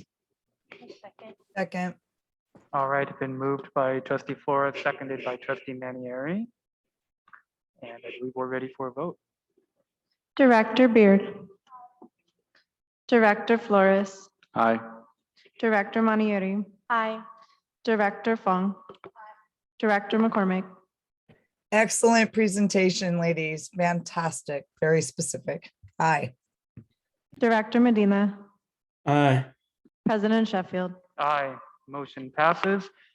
Thank you again. I just want to say and echo, this presentation was even more impactful because it was coming from our youth, our youth in the community who have been impacted, and your voice bringing awareness to this, it means a lot. So thank you again so much for your thoughtfulness and bringing the awareness to our attention. Thank you so much. All right, we are going to move on to E4, an action item, a resolution for School Nurse Day. The board will consider adoption of resolution 2021-2258, recognizing May 11th as National School Nurse Day. We have Executive Director of Special Services, Steve Mazzara, joining us for the presentation. Turning it over to you, Executive Director. Thank you very much, President Sheffield, board members, and Superintendent Chernell. Thank you. It's nice to be here on stage with everybody and see everybody's chin, most everybody's. I want to first of all thank you, Superintendent Chernell, for giving us the warm up about our welcoming school nurses. I am very excited to have been working with them over a number of years. The board should know and the community should know that we currently have 8 school nurses when probably some of us were doing this many years ago. We started off with only about 4. And through the great work of the board, our work with SRTA, we've been able to attract and retain and have one of the strongest programs of nurses in Sonoma County. So we're very proud of that. In addition to what's in the resolution, I just want to also talk about briefly the kind of things that really nurses are doing on a daily basis. They're kind of in a schizophrenic world. They are in a special ed world because they cover IEPs and they go to triennials and initials as required by law. They're also in general education where they do everything from diabetic coverage at the school sites, medication distribution. There are CPR and AED kind of overseers. They do vision and hearing screenings. They are at school attendance review teams through truancies, 504s, and of course, they don't get enough of it, but health education when necessary and when asked. So there are so many things that they provide for us, and we are very grateful for the work that they do. So I want to take a moment to recognize Nico Atup, Amanda Aaron, Cheryl Klosser, Heather Guinevere, Elizabeth Munns, Allison O'Harley, Jennifer Rodriguez, and Sangma Witzman. Thank you very much for everything you've done, getting us through from pandemic to endemic, and we can't wait to have you next year. And with that, I'll turn that back to President Sheffield. The mighty 8 who cover our district. Thank you so much for the presentation. Board members, are there questions to this item right now? Seeing none, we'll go to public comment. I don't see any blue cards. We'll go to our virtual audience. Do we have members in the virtual world wishing to speak to this item? If there's anyone in the virtual world who'd like to comment on E4, please raise your hand at this time.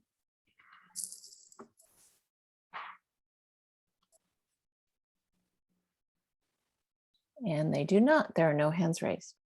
All right, bringing it back to the board for discussion, further questions or a motion?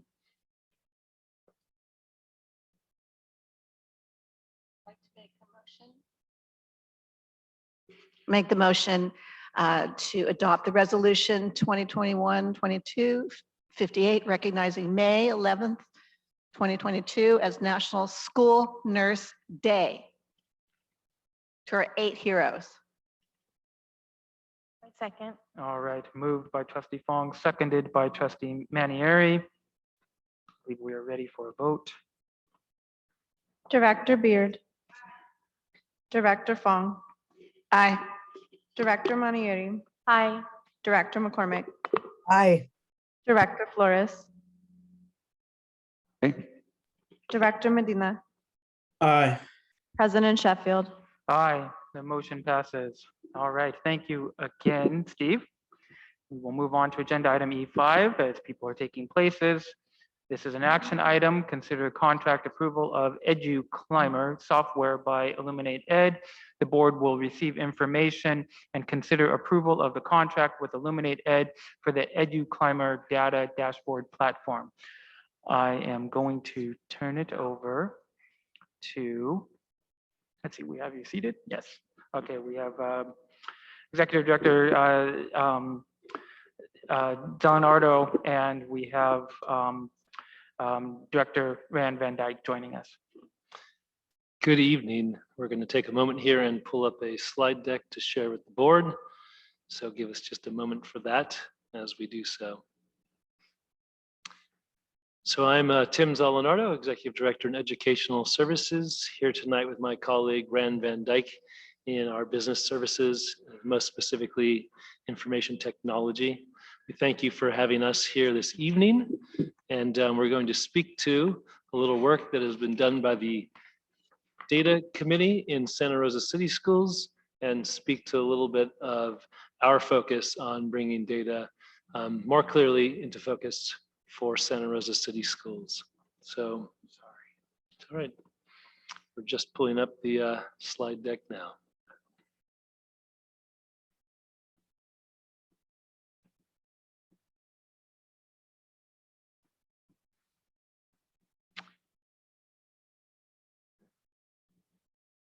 Thanks for your patience. We're almost there.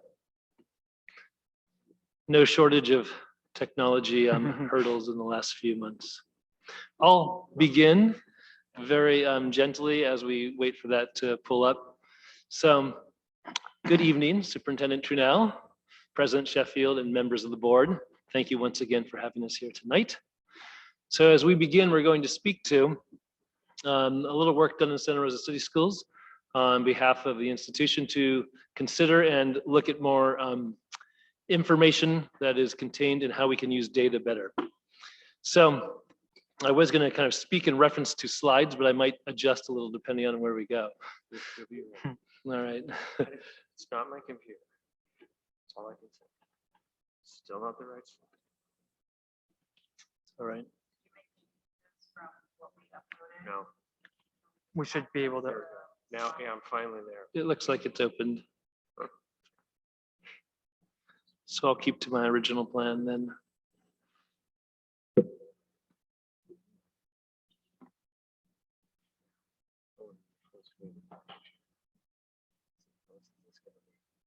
We adjust, that's what we do.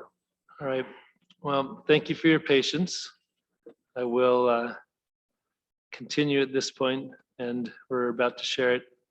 Hopefully it's visible to our public. With that being said, our first and most important piece that we want to begin with is about data and data visualization and why it's so important to have a data platform dashboard. And I'll turn it over to Mr. Van Dyke for that piece, if he's willing to. Ever able to get the slides up. Sorry, they tricked me out. It's not my computer, and I used the touchpad, and now it's up. There we We're go. good. Here we go, Tim. So slide 2. Yeah, slide 2, right, where are you? Ah, trackpad is backwards. Okay, so data visualization, why do we want a data dashboard? The idea here is we're able to monitor and assess program effectiveness in a more real-time manner.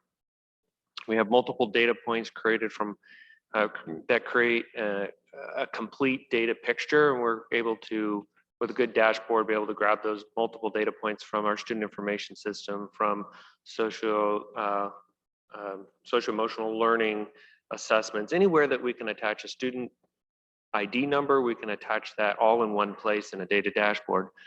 The data would include our typical demographic items that we would report to the board, as well as additional items to help us identify student strengths and weaknesses.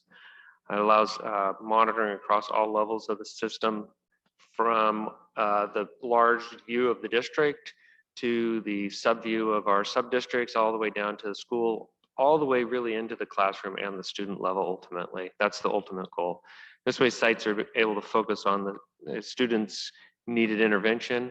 That's the long-term goal, but not the short-term goal.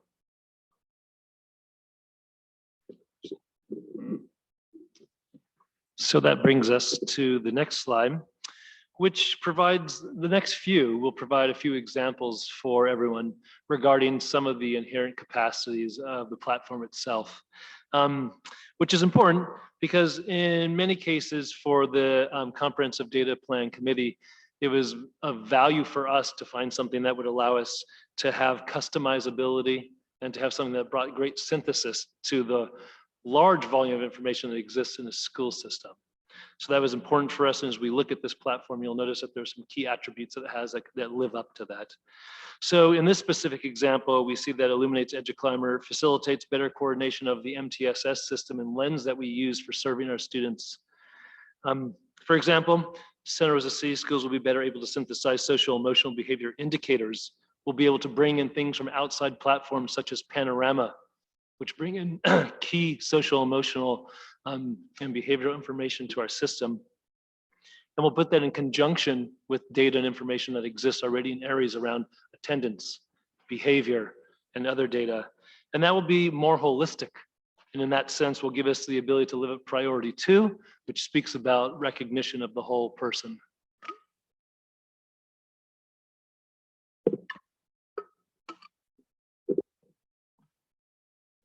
One of the requirements when we were looking at dashboards were the ability for us to have interaction.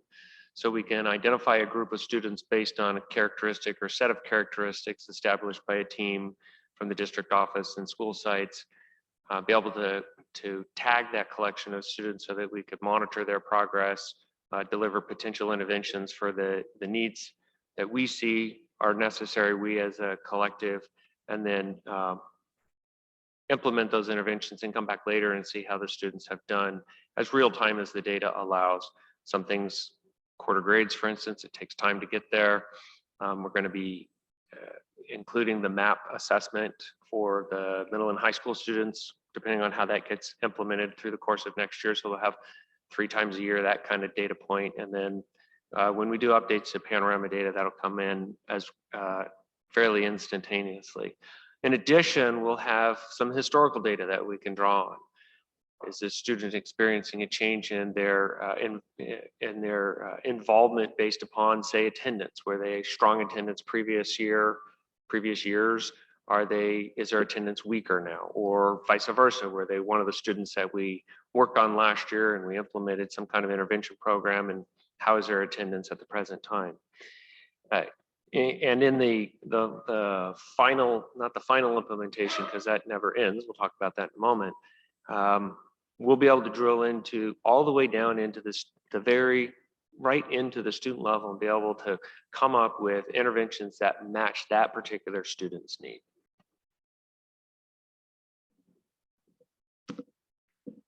So as a third example of the data platform, we'll speak to the way that Illuminates platform allows and has allowed the SRCS Comprehensive Data Plan Committee to feel confident that it kind of brings together for us ways to look at and understand trends and patterns. So part of data visualization, which Mr. Rand Van Dyke was just speaking to, is key. We're all visual learners to some degree, and to be able to see synthesized information that shows us trends and patterns, that allows us to have early warning signs that can allow us to quickly visually recognize that, helps us more readily respond and more appropriately respond.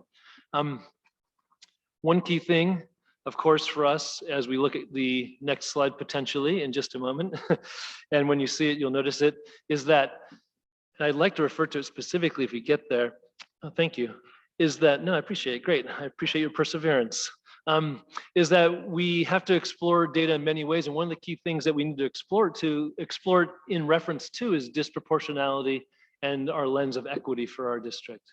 And so as you notice in the last bullet point on this slide that my colleagues so strongly worked to get up so you could see it, is that the information can be displayed and shared in such a manner that it quickly can draw your attention to ways in which an individual may be experiencing disproportionate outcomes. And of course, it can allow us to then make systematic judgments and monitor how a system may be leading to disproportionate outcomes in terms of trying to serve students and families better. And that goes once again to one of the heart of the mission of Santa Rosa City Schools. I'll get there.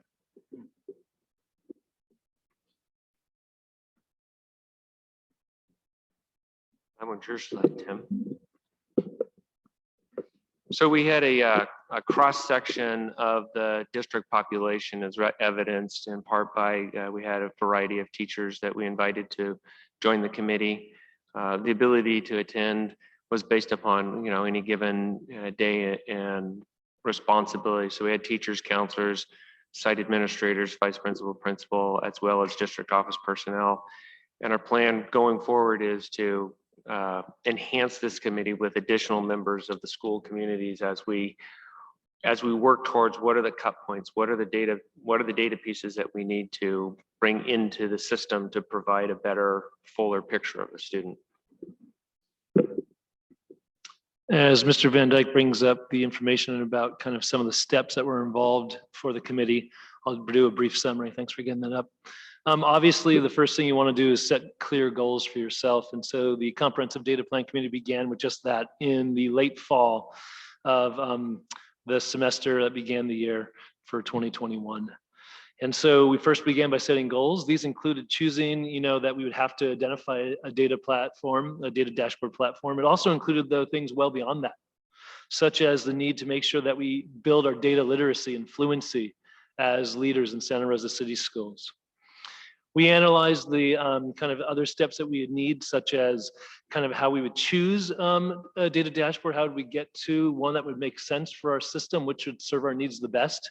And part of that is we had to establish needs and wants as a committee, discuss what was absolutely essential for us, and discuss what would be kind of additional, a bonus. And as a committee, we developed that and we used that as a rubric, a simple analytical tool for making sure that we pick the best quality product to serve our needs.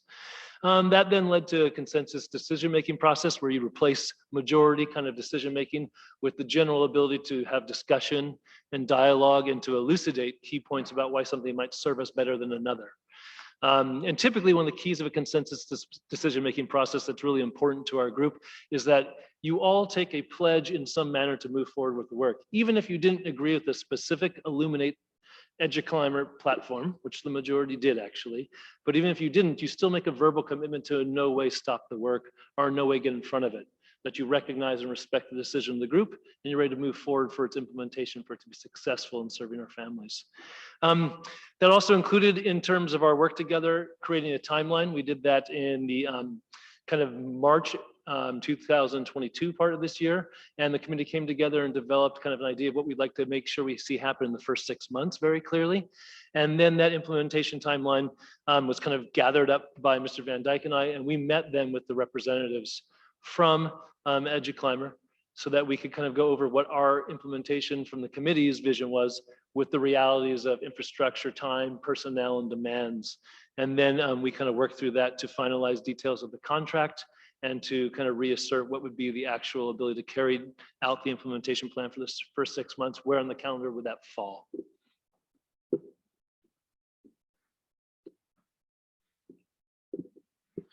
One of the pieces of an implementation cycle that's important to understand is implementation never really ends, but we have to get past a critical threshold.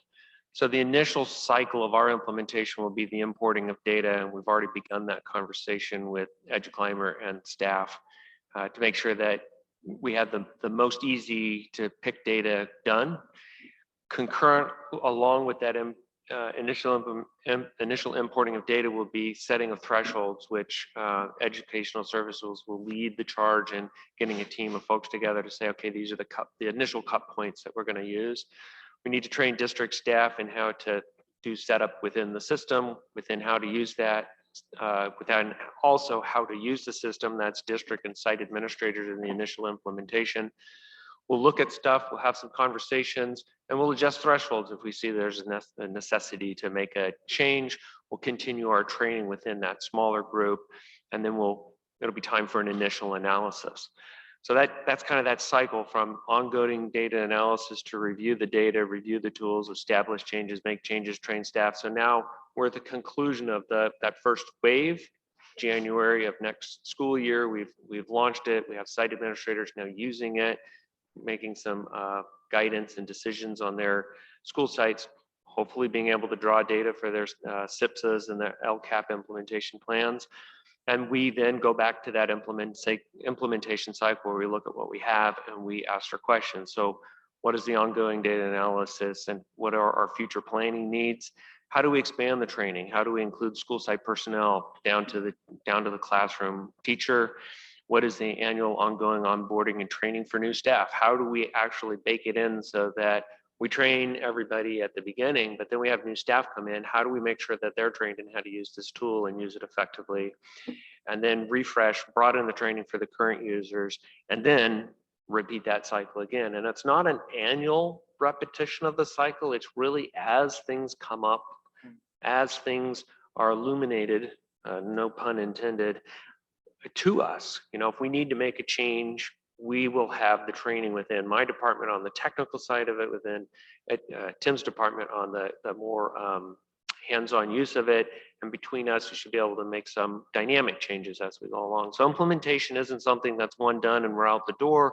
It really is get it up, get it running, make the changes that we need to, and then completely recycle that as often as needed, which will be every time the company makes some change to the software. We'll need to revisit that. What training do we need to do? What tweaks do we need to make in terms of our data and implementation and integration? Rand, can I pause just there? It's a question.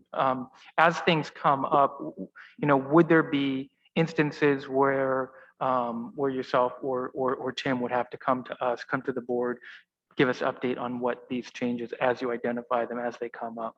Is that something, or is it just kind of like well, I guess it probably situationally depends, but trying to envision what something like that might look like.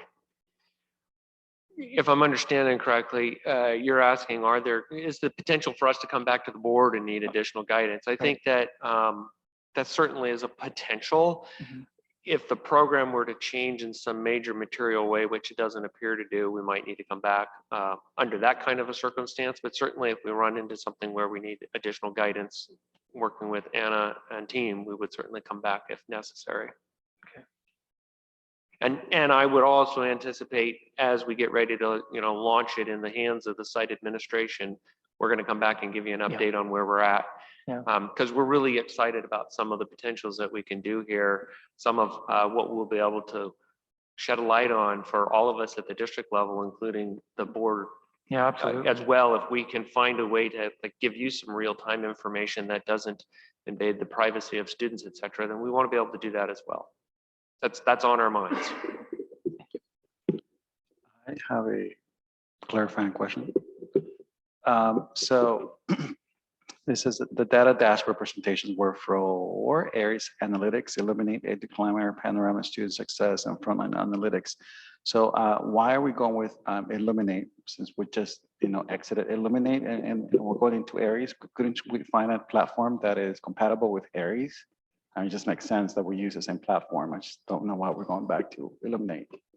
So the Aries student information system that we currently are using does have a data dashboard, but it's more of a one direction dashboard. That is, here's the information, use it as you wish. And if you want to do something with students, you're going to have to go and do something else in addition to work that into what's available for students. The other drawback, as we considered what are the minimum requirements for our data dashboard, is we wanted to be able to include stuff from Panorama. We wanted to be able to include map growth. We wanted to be able to include anything that we can connect a student data point to so that we can create a complete picture of a student. Now, unfortunately, Aries will do some of the testing stuff, but it won't do any of the Panorama stuff. So the Panorama has the same sort of analytics. So am I hearing the same sort of problems with Panorama? I wouldn't say that they're necessarily problems. The two main contenders when we got down to it, we examined 4 systems with presentations, were Panorama and EduClimber. And EduClimber offers, we felt that the committee felt really a better interface and a better collection of stuff. And there's some additional components that over time we can implement that will make some of our processes better. For instance, student study teams at the current time are done by shuffling paper. And there isn't necessarily a feedback loop to the teacher that's electronic. I mean, there might be a email out of what the SST results are, but EduClimber, one of the additional pieces that's part of the package is the ability to manage those kinds of meetings. And really if we can invent the meeting, we can build it within EduClimber, but that's something we don't want to tout as a coming year. It's definitely down the road as we build capacity and get used to using the tool and go, okay, now it's time to examine this particular practice. How can we use this tool and leverage one of the additional capabilities? In terms of training, because I think you just went through that, who is being trained? I mean, I understand the IT department, but who at the sites are being trained on this? So the training piece is initially it'll be the operators of. Tim's going to be one of the operators. I'll be one of the operators, and other staff that we work with. In some case, it'll be some of my data team that will need to learn how to put the data into the system. For some of the outside components, there's some pieces that we can't just automate. We have to do a data extract in one system and load it into another. And then there's other things like just simply setting up a threshold. How do we go in and manipulate this particular piece of the software? We have a little bit of experience with EduClimber previously. We started with it previously, but we just weren't able to turn that corner on implementation. COVID was that event in our lives that really derailed a lot of our processes and things that we were trying to get off the ground. And so we ended up stepping aside from EduClimber, reevaluating it with this committee, and it came back as, again, the selected choice of the committee. So initially we'll be training district and site administrators. That's the initial group. And then after that, we'll look to how do we go about training teachers to use it, counselors to use it, to for the teacher side of it to fully inform what they're doing on an instructional level, for counselors, hopefully to assist them in determining what is a better educational program for a student, or does the student maybe need some other interventions that we offer related to attendance or social emotional behavior things, that kind of stuff. It's really our imaginations that are going to be the roadblocks to how we use this tool, because we will have one place where we can see the entirety of a child, a classroom, a grade level, a school, and a district. This is just food for thought, right? As a counselor, when you're doing educational assessments or educational plans, it's kind of nice to have it in the same sort of platform. That way you're not, toggling between, platforms to find out, okay, what does Georgia need to take, so having all that in one place, it's great. So, but that's neither here nor there. I just wanted to say that. I just want to make sure that we, we predict those hurdles that we're going to see once it's implemented at the site level. Thank you. To continue with your presentation. We appreciate the questions, and we did get off to a little slow start, just trying to manipulate the technology, so that can sometimes leave a little a gap maybe in how we may have started. So I do want to return to those two questions before I move on to the next slide, though. I do think President Sheffield, that we just heard Superintendent Trunell discuss about using data-informed conversations with our board in May and then in June. So I imagine that we'll see the information and visualization of a system inform us in decision-making that will come back for conversations for multiple aspects of Santa Rosa City Schools. So I wouldn't be surprised if we emerge in front of you through some other means or in connection to this in some other way as it's developed, And then I think the most explicit thing, Mr. Flores, that I can say that was brought up for EduClimber and the committee's decision was that there are forms internal to that platform that can be created to advocate and work for students for interventions that we otherwise could not have with Panorama and its system. And so they were literally neck and neck into the finish line, except for the internalization and the customizability of these forms that exist in EduClimber that allow it to be manipulated to a higher degree to serve our families and students to a much more nuanced level. So yeah, so just next up, of course, is we know that any service brings with it a contract. That's natural. We see the contract as kind of beginning the initial relationship with Illuminate's EduClimber. It's not like a moment in time. It's part of the implementation cycle. This really kicks us off into the next part of it. And so that means a contract brings with it all kinds of things. We have money set aside in the LCAP already over multiple years that are going to be there to take care of the ongoing costs. But for us, those ongoing costs should help us in two major ways. One being that we build a relationship with the representatives from EduClimber that work with us to help us do many of the steps we just discussed, to make sure the initial onboarding and understanding of the system exists, to help us problem solve, to help us with the technical data uploads and to get the first things synced in the system. And then the second thing that's extremely important, and this board has asked for multiple times, is how do you evaluate and assess efficacy of program and service? And so obviously a contract gives us the ability to begin the implementation cycle so that we can then look at systems of services and programs and ask ourselves about outcomes for students over time. And though there will be ongoing costs for the EduClimber data platform, that should allow us to either be more effective with dollars spent on programs and services when we look at outcomes, or it should help us decide if certain programs and services must be discontinued, et cetera. So that's an important key point to understand. The contract's really a window into those discussions and that ability.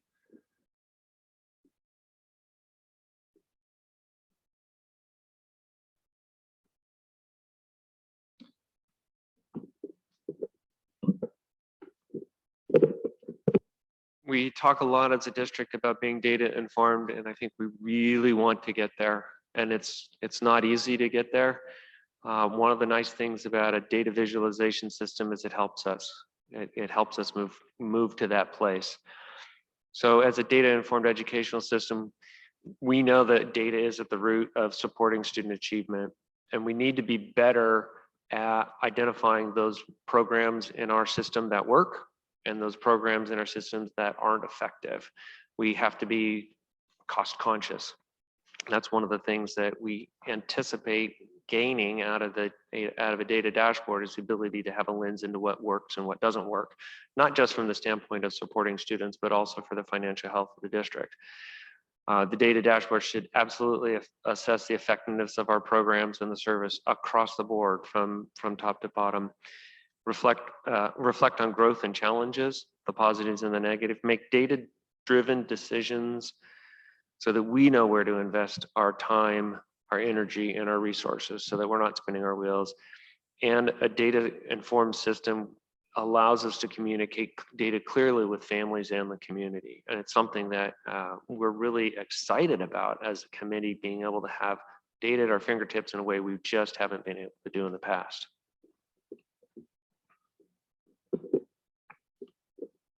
Which brings us kind of full cycle to looking at kind of major milestones, but really is about that implementation phase that Mr. Van Dyke was discussing, I believe, on slide 8.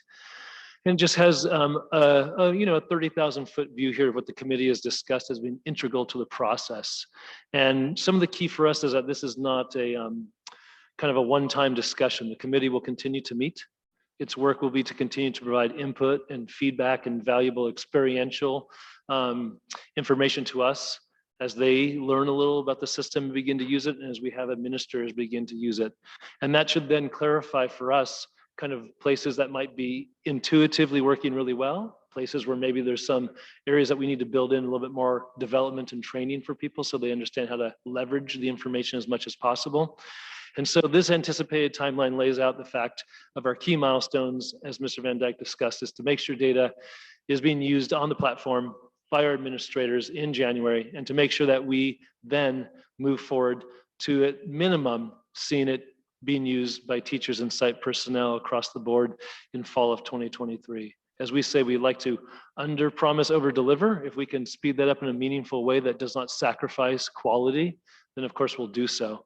But we want to make sure our committee continues to work, that we have time to be thoughtful and reflective, and that we implement. And as we do so, that we think things are implemented to the point where it's reliable and usable. And I guess I'll end with this for us then. I kind of made this note, and I think it's important for me just to put it out there very clearly. Implementation is methodical work towards an end. We don't want to rush. We want to better serve as best we can. But most importantly, the data fluency and literacy that Mr. Van Dyke has spoken about, it can be meaningfully leveraged in service of our students and their families. And as a public institution, we want to be efficient, we want to be insightful, and most importantly, we want to act meaningfully in support of our community and our families. And that's what we endeavor to do. And thank you for your time so far and the presentation of this information. Thank you, Tim. Thank you, Rand. I know that we have questions from the board. We have Trustee Medina's hand raised, and then we'll go to you, Trustee Fong. Thank you, President Sheffield. And thank you for the presentation. My first question is actually on the order. Looking at it, I think it's 15,472 licenses that I saw. I'm assuming those aren't like user licenses. It seems like that's maybe like a per student cost. Is that correct? The way Illuminate charges for their products is based upon our student ADA. So if our ADA for some reason leaps to 20,000 students next year, they won't change the price. It's whatever it was on that contract, and it was based on the Cal data available at the time. It's not based on what we tell them, it's based on the publicly available enrollment of the school. So they use the 2021 on the CDE website for that. Thank you. And then I think below, it seemed like there were 20 like users in this amount that we're authorizing. Is that correct? 20 people that have access to the information? Recollection there is that is in reference to how many people will be training. Ultimately, every employee in the district could potentially have a user under the current license. There isn't a limitation to users. And would that cost another $150 per additional user? There aren't the number that you're seeing there related to users has to do with the training dollar amount. We can have every employee in the district as a user, or we could have just Tim and myself. Okay. The contract's the same. Okay, so there's no additional cost to that. And in terms, I'm thinking about, well, it says I think it's around $90,000 or so annually, or based on ADA. Are we like locked into a certain period where we get that $575 per license price, or is there an expectation that it'll go up annually per year, or? Based on our previous relationship with Illuminate, and we do have an ongoing relationship with the testing and data analytic, the testing component of DNA, I don't anticipate their prices to decline, although we, looking at renewals, and when it comes time for renewals, we do our best to get a better price if we can, but this is essentially it's an industry standard. They charge by the student and they anticipate an annual revenue, unfortunately. And my final question is around like assessment of whether we're getting the results or information, and as we want to do, as a committee looked at like when would we assess how the system's doing, like 2-3 years out, to see if we continue to want to use this or not, or to see if the results we're trying to get is what's happening. That's actually an excellent question. One of the things that absolutely has to be part of that cycle of implementation when we're looking at, after our first round and we get our administration staff in and using the system in January, before the end of that school year, we need to be looking at, well, how many site administrators have been in and have used it, and what information are they gathering? Has it been useful for them? And if it has been, great.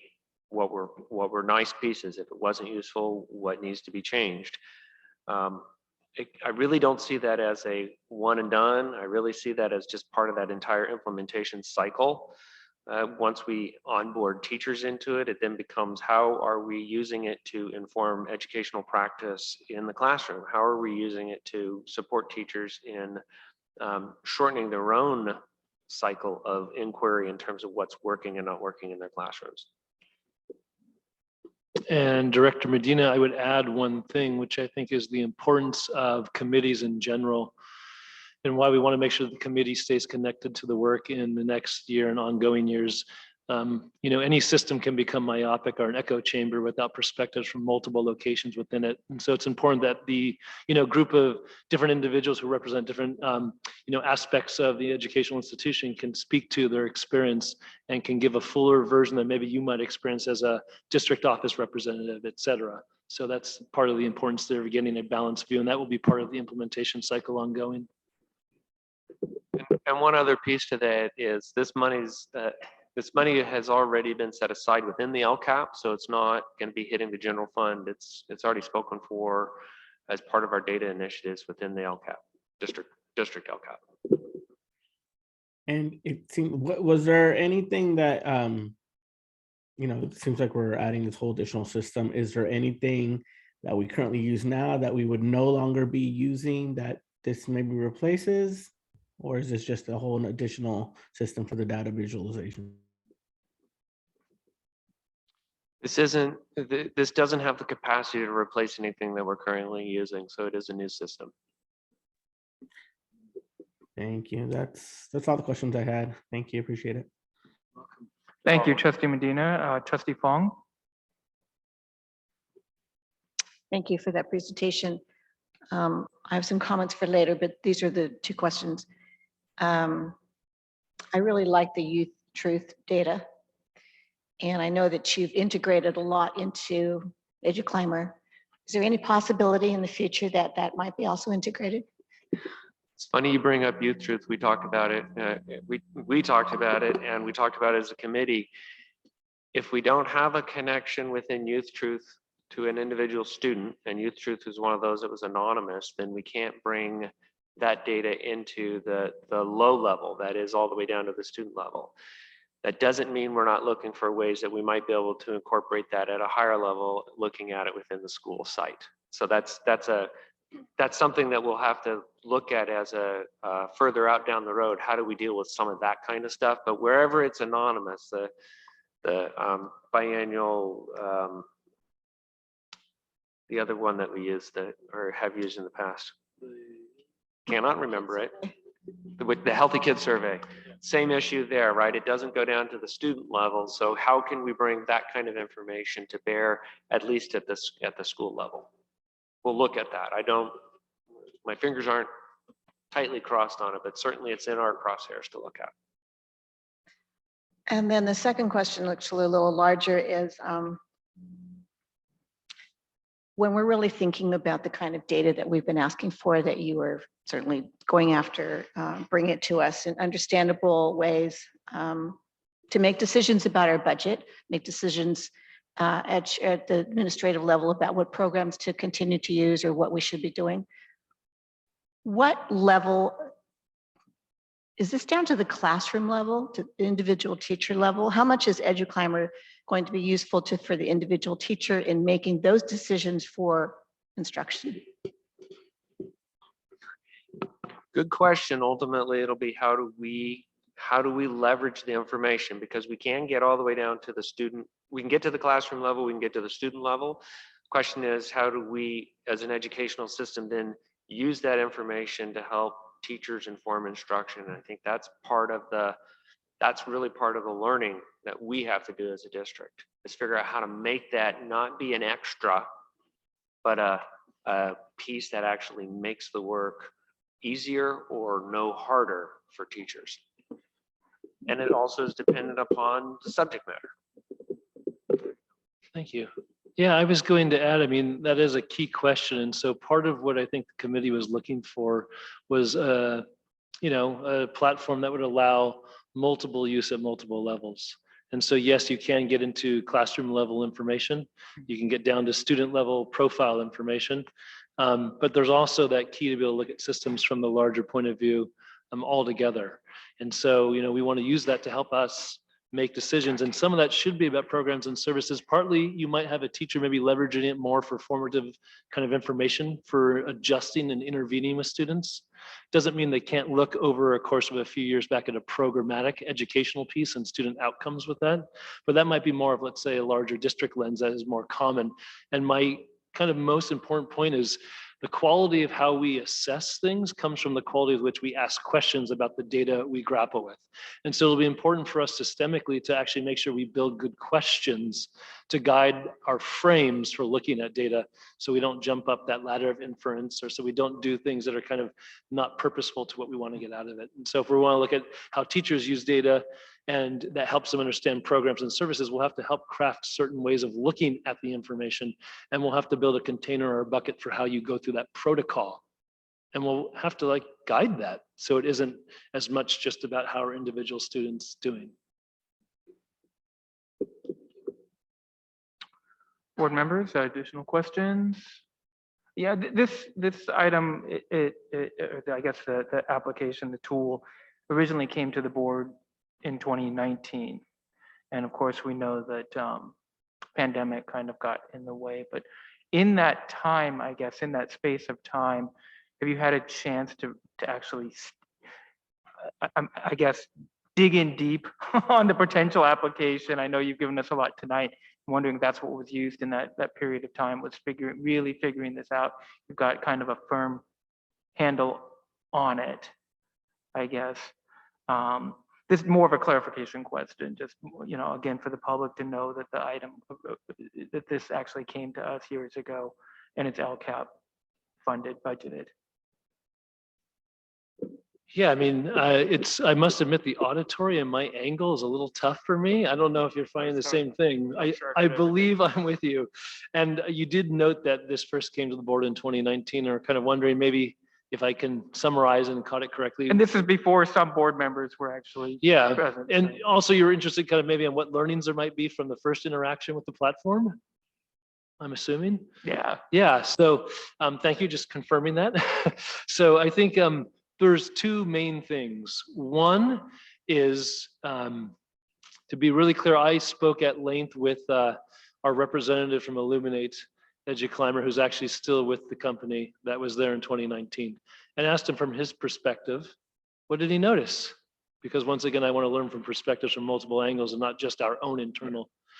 He shared that he knew that though it was an important goal for us, that there may have been the case that there was not as many hands on deck to make it as simple as possible. There's not as many necessarily shared conversations with an idea of the obligations that we were making to follow this through as a team cooperatively for as long as we could.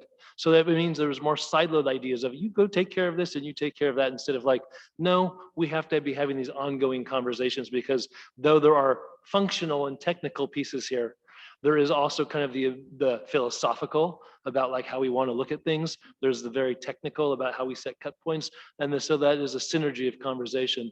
The other piece that I noted was getting feedback from people who worked with the first implementation cycle. And they would share with you also kind of the inability to have a reflective team with which to think out and suss out some of their questions about the implementation. And they would get stuck. And then they wouldn't know really who to turn to kind of have that more elaborate conversation, which is system needs for how do we go forward. And I thought those were two insightful pieces that to me made me commit to the, the idea of keeping the committee going at all times, to making sure there's a broad collaborative approach going on. And lastly, though I wasn't going to mention this, it just kind of popped in my head as I was thinking about this and kind of going through it. One key thing that came up about the implementation cycle, regardless of the disruption of kind of, the pandemic, was kind of, I think, how would I phrase this? If we can refer back to the data helping us make decisions, it will be on everyone's mind of why it's important. If we don't have the conversations of why we do things in connection to data, it would be easy to lose sight of why this is important. So it's incumbent upon us to make sure that we refer back to how this is enabling us to make wiser decisions as a way of keeping it as a top priority in our organization. And I'll add one other piece to that. I refer to this as protected time. So when we try and launch something, if we don't give the person or team responsible for that the ability to do the work uninterrupted, and everything else or something else is always interrupting that 2-hour block. I have a block of time on my calendar. Don't bug me. I need to do some work right now. I tell Tim, don't bug me. And as long as he doesn't bug me, I can get done what he wants me to do. We have to make sure that our team has some protected time. And we know there's going to be an emergency that comes up. Tim couldn't meet with me at some point today because he was dealing with an emergency thing. And, we communicated on that, but we still managed to get together because we had something to do tonight at 6 o'clock. And so we found some protected time in our day to get it done. And we didn't really have that. I didn't have that idea down, and I didn't really have, as Tim said, that integration between my team and the other, and the folks that were working on the front side of it. I'd say we just didn't do a great implementation was part of it. And then we ran into the buzzsaw that was COVID, which derailed everything. So it was struggling, but not because there wasn't passion at the level of the folks that were working on it, but because we just hadn't really figured out how to do a good implementation. As an example of a good implementation, as rocky as it may seem at times, Aries has been far better. And our folks at Aries said, well, you bit off a massive implementation. I said, there's no way we were going backwards with the tools that we had. So we managed to force protected time within my department to make sure that key staff had the time they needed to do the tasks. And that's part of the anticipated timeline here. It seems vague, and it is, it doesn't have super hard dates and cut points in it. There's other pieces to flesh out in here, but we've already begun some of the data integration work that we have to do with Illuminate. They're a close partner with Aries. Essentially, there's some places where I can just check some boxes in Aries, and the data then starts flowing over to the Illuminate team, because we already had some data flowing between us and the DNA piece. We're kind of a head start on that, but we still have to sit down and figure out what those cut points are and get the team together and say, okay, here's a chunk of time. We have to do this conversation. And that's a huge lesson that we've learned since 2019. Yeah. Well, I think we all can appreciate the value, the importance of that protected time. Thank you. I did want to add one last thing, though I know we should always be clear and concise. It's also important to be comprehensive. And so one thing that's really key is implementation of these items is not new to districts. So Illuminate itself with EduClimber has implemented a new tool to help districts actually do a little better with implementation, because school districts struggle with it sometimes. And so they actually have a thing called Workfront, which Rand and I are going to become very familiar with, which basically allows you to assign tasks to specific individuals. And that kind of platform communicates back to you by reminding you and prompting you with emails. It reminds you of your deadlines and reminds you of the descriptive tasks in which you're supposed to complete, and then it tracks them on kind of like a progress bar for you. So you're kind of in a daily or weekly way reminded of where you should be with things, and a gentle nudge to keep going. So I think that's important too. I'll probably refer to it as my electronic nagging mother. I mean, it's really good about that. If you haven't completed the task, you get a reminder email. And then Tim sends me an email and says, hey, do you need any help on this? And I don't want to hear from Tim in extra time, so I make sure I got my task done. That really will also be something we find to be additionally helpful. Thank you. Board members, any other questions? Again, this is an action item. I see Trustee Flores, yes. Yeah. So I was looking at your anticipated, timeline. Is there a way for us to make sure the timeline is followed, or maybe having a check-in in about 6 months to see where we are in this? Just because I know sometimes life happens in a way, right? So, thanks. I'd like to move for approval. Oh, we're going to public comment real quick. Oh. Let's go to public comment. If we have members in the virtual world who would like to speak to this item. for those If there- following. This is agenda item E5. If there's anyone who'd like to speak to E5, please raise your hand at this time.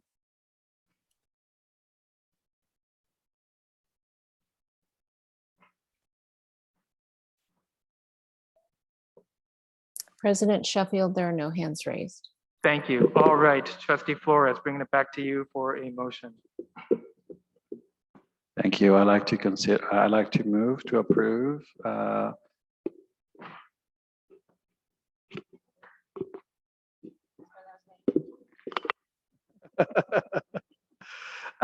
approval of the contract with Illuminate Education for the Age Climber Data Dashboard Platform.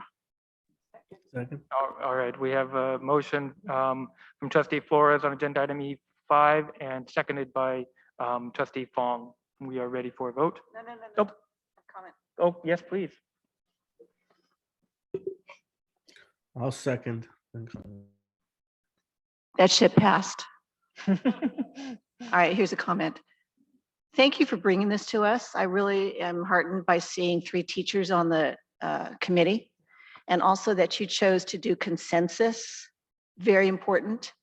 We need to hear every single person and not just have a vote. So thank you for that, for everybody on that committee who did the work and the many years you've been working on this. And Mr. Van Dyke also for bringing to us yet another technological innovation that we've been bringing our people through, like dragging people through the different technological things. But finally, here's the point in terms of policy board. When we're spending our dollars and when we're making decisions and we just keep spending and spending, this is the data we've really been looking for to help us make decisions about, and somebody mentioned this, maybe it was you, Rand, what's not working. And how do we know what's not working and what's working and what can the data show us? So I would love to see moving forward as soon as this gets into place in the implementation phase and we start to get robust use, that every single decision that comes to us comes with this kind of data, that we get to pull this kind of data to us. And that effective data from Panorama, I think, or Youth Truth or whatever, comes along with it. And then finally, my other point is that the reason why I asked the question about at the teacher level is because where we know that education really happens is at that classroom level, in the classroom, whether it's the 1 teacher or the 6 teachers, right? That's where things are happening. And what will make that teacher's job easier? And, I would say as a teacher, the teachers know exquisitely what's going on with that kiddo without this kind of stuff, right? But in the bigger picture, it helps us with budgetary decisions and policy decisions. And that's our job as a board to continue to ask for this kind of data. So thank you, Superintendent. Thank you, Executive Director and Director. Appreciation. Thank you. And just to add, this board, we regularly ask for data. We want the demographics. We want to know more. Data is sort of king for us. So being able to sort of micro target the information that we request and be able to back it up with numbers, that's really important. There's definitely a lot of value in that, in the data informed decision making process. All right, so we had a motion, and was that a second, Trustee Fong? And seconded, we are now ready for a vote? Director Beard. Director Flores. Aye. Director Fong. Director Manieri. Aye. Director McCormick. Aye. Director Medina. Aye. President Sheffield. Aye, motion passes. All right, thank you so much, Tim. Thank you, Rand.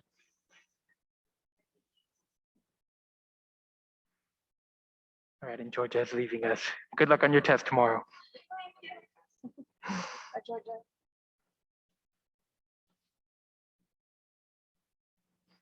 All right, we are going to move on to agenda item E6.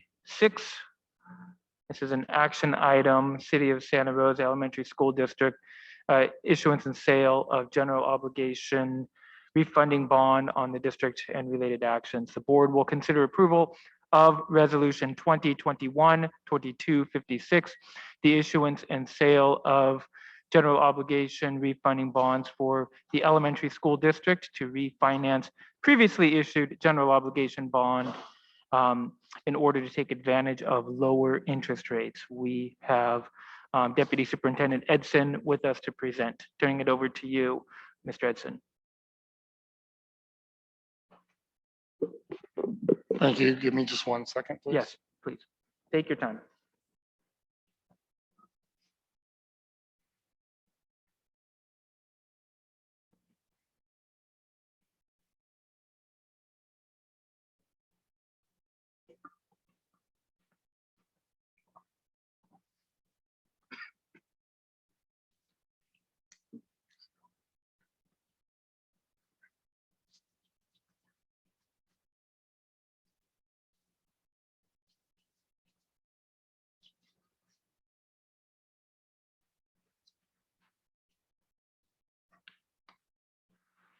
Good evening, President Sheffield, Superintendent Trunell, members of the board, and the community.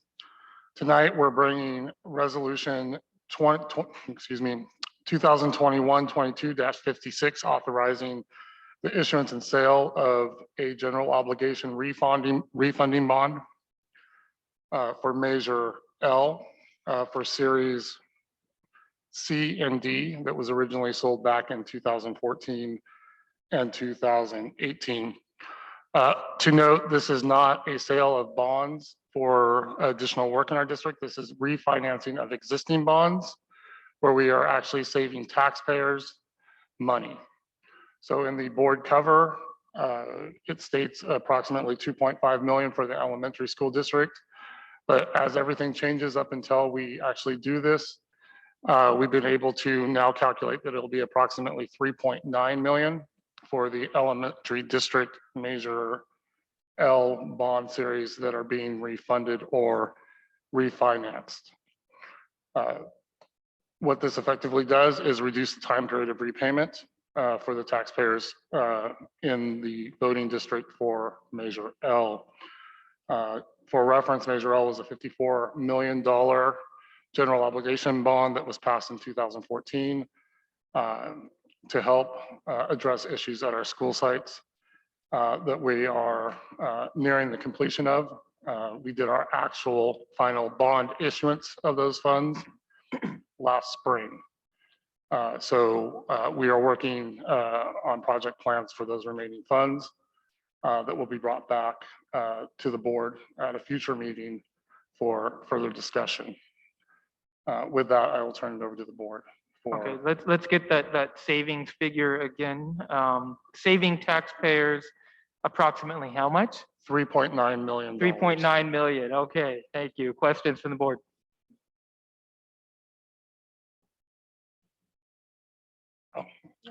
And I'd also, just real quick, I'd also like to introduce Mr. Greg Isom, who is on Zoom. He is one of our bond advisors for this, and he is also here to answer any questions as well about the refunding or any other questions about the sale of this issuance of the refunding bonds. All right, Trustee Manieri. Yeah, I just have a quick question. With regard to the taxpayer savings, I think on the board agenda packet, there's a different number and the number you just gave us higher. So, which is great. So I was just wondering what the difference is. Well, that's coming as we're getting closer to when this will be executed. And so Mr. Isom, staff, and the other consultants that he's working with gave us an updated number today of our expected savings for the elementary school bonds. That's great. Thank you. Other questions, board? Trustee Flores? Yeah, I mean, what does this translate into in terms of how much money people are getting back? I mean, it says a refund, right? So is it something that they're not paying in their property taxes, or are they actually getting a refund? No, this will shorten the life of the bond. Shorten the life. Got it. Yeah. Thank you. The life of the repayment of the bond. All right, let's go to the public. We have members of the public who wish to speak to this agenda item. This is item E6. If there's anyone who would like to comment, please raise your hand.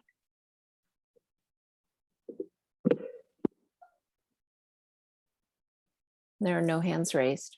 All right, back to the board. Do we have any additional questions? Do we have comments? This is an action item, so we are also looking for a motion.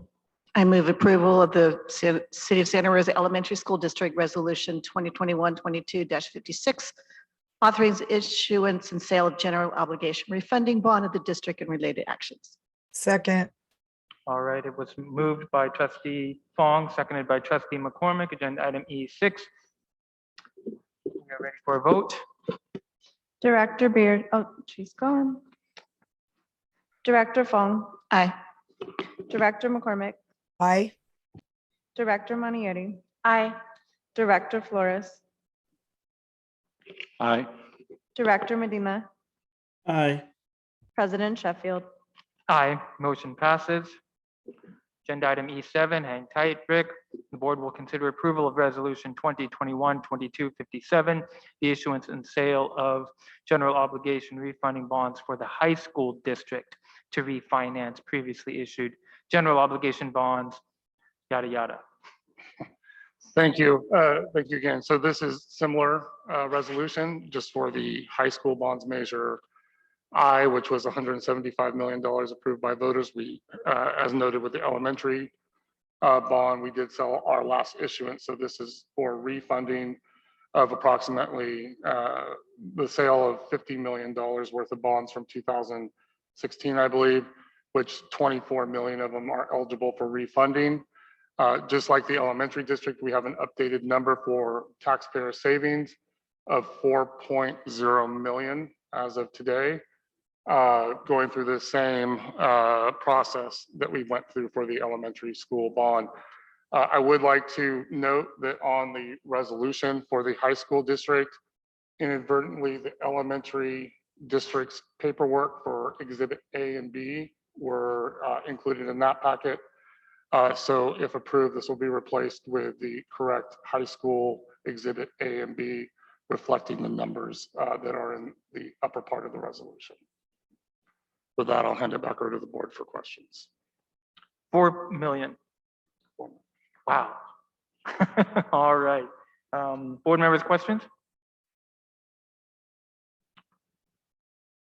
All right, seeing none, let's go to the public. Anybody in the public want to speak on this agenda item and the incredible savings that are coming before you tonight? If there are any members of the public who would like to comment on item E7, please raise your hands.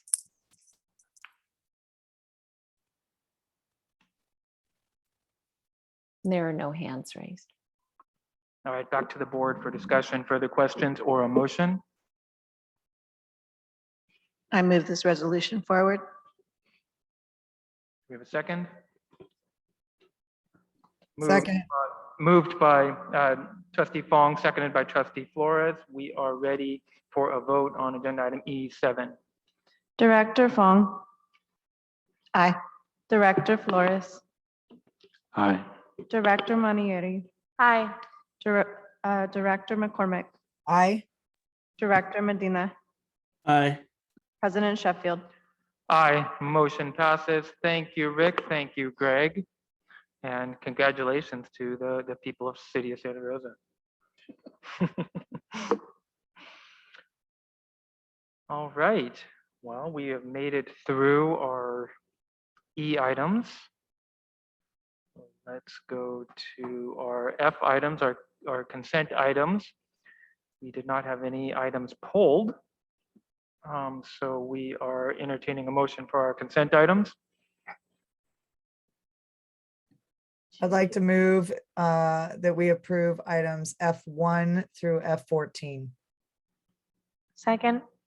Moved for approval of consent items 1 through 14, moved by trustee McCormick, seconded by trustee Manieri. Are you ready for a vote? Director McCormick, Aye. Director Manieri, Aye. Director Fong, Aye. Director Flores, Aye. Director Medina, Aye. President Sheffield. Aye, motion passes. G items, approval of minutes. G1, approval of minutes of the regular board meeting held on April 27th. Move to approve G1. Approval of minutes of the regular board meeting held on April 27th. Second. Moved by trustee McCormick, seconded by trustee Manieri. We ready for a vote? Director McCormick, Aye. Director Manieri, Aye. Director Fong, Aye.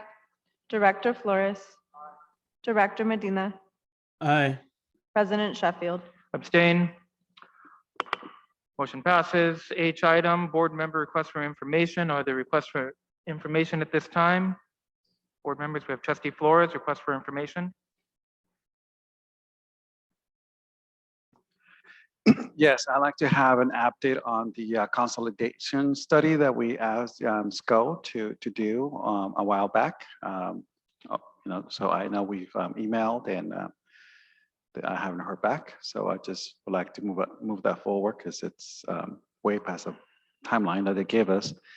And I believe this is the third time that we've asked for this. I've asked for this a while back, and then Trustee Fong asked for this last time, and I don't see it in the future items. I'd like to have an update on the bond measure that we are, thinking of passing in 6 months. I'd like to know what our strategy is. What sort of buildings or target is. So, and I'm just getting a little bit worried that I don't see this agendized.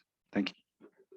Thank you, trustee Flores. Yes, the clock is ticking on a bond measure for the ballot in November. All right, board members, any other requests for information?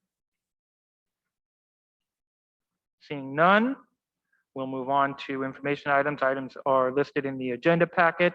And finally, before we adjourn, Superintendent Trunell, any last minute announcements? Just want to thank everyone who's with us in person, all of you, and also in online land. Also, I just want to take a moment to recognize our staff.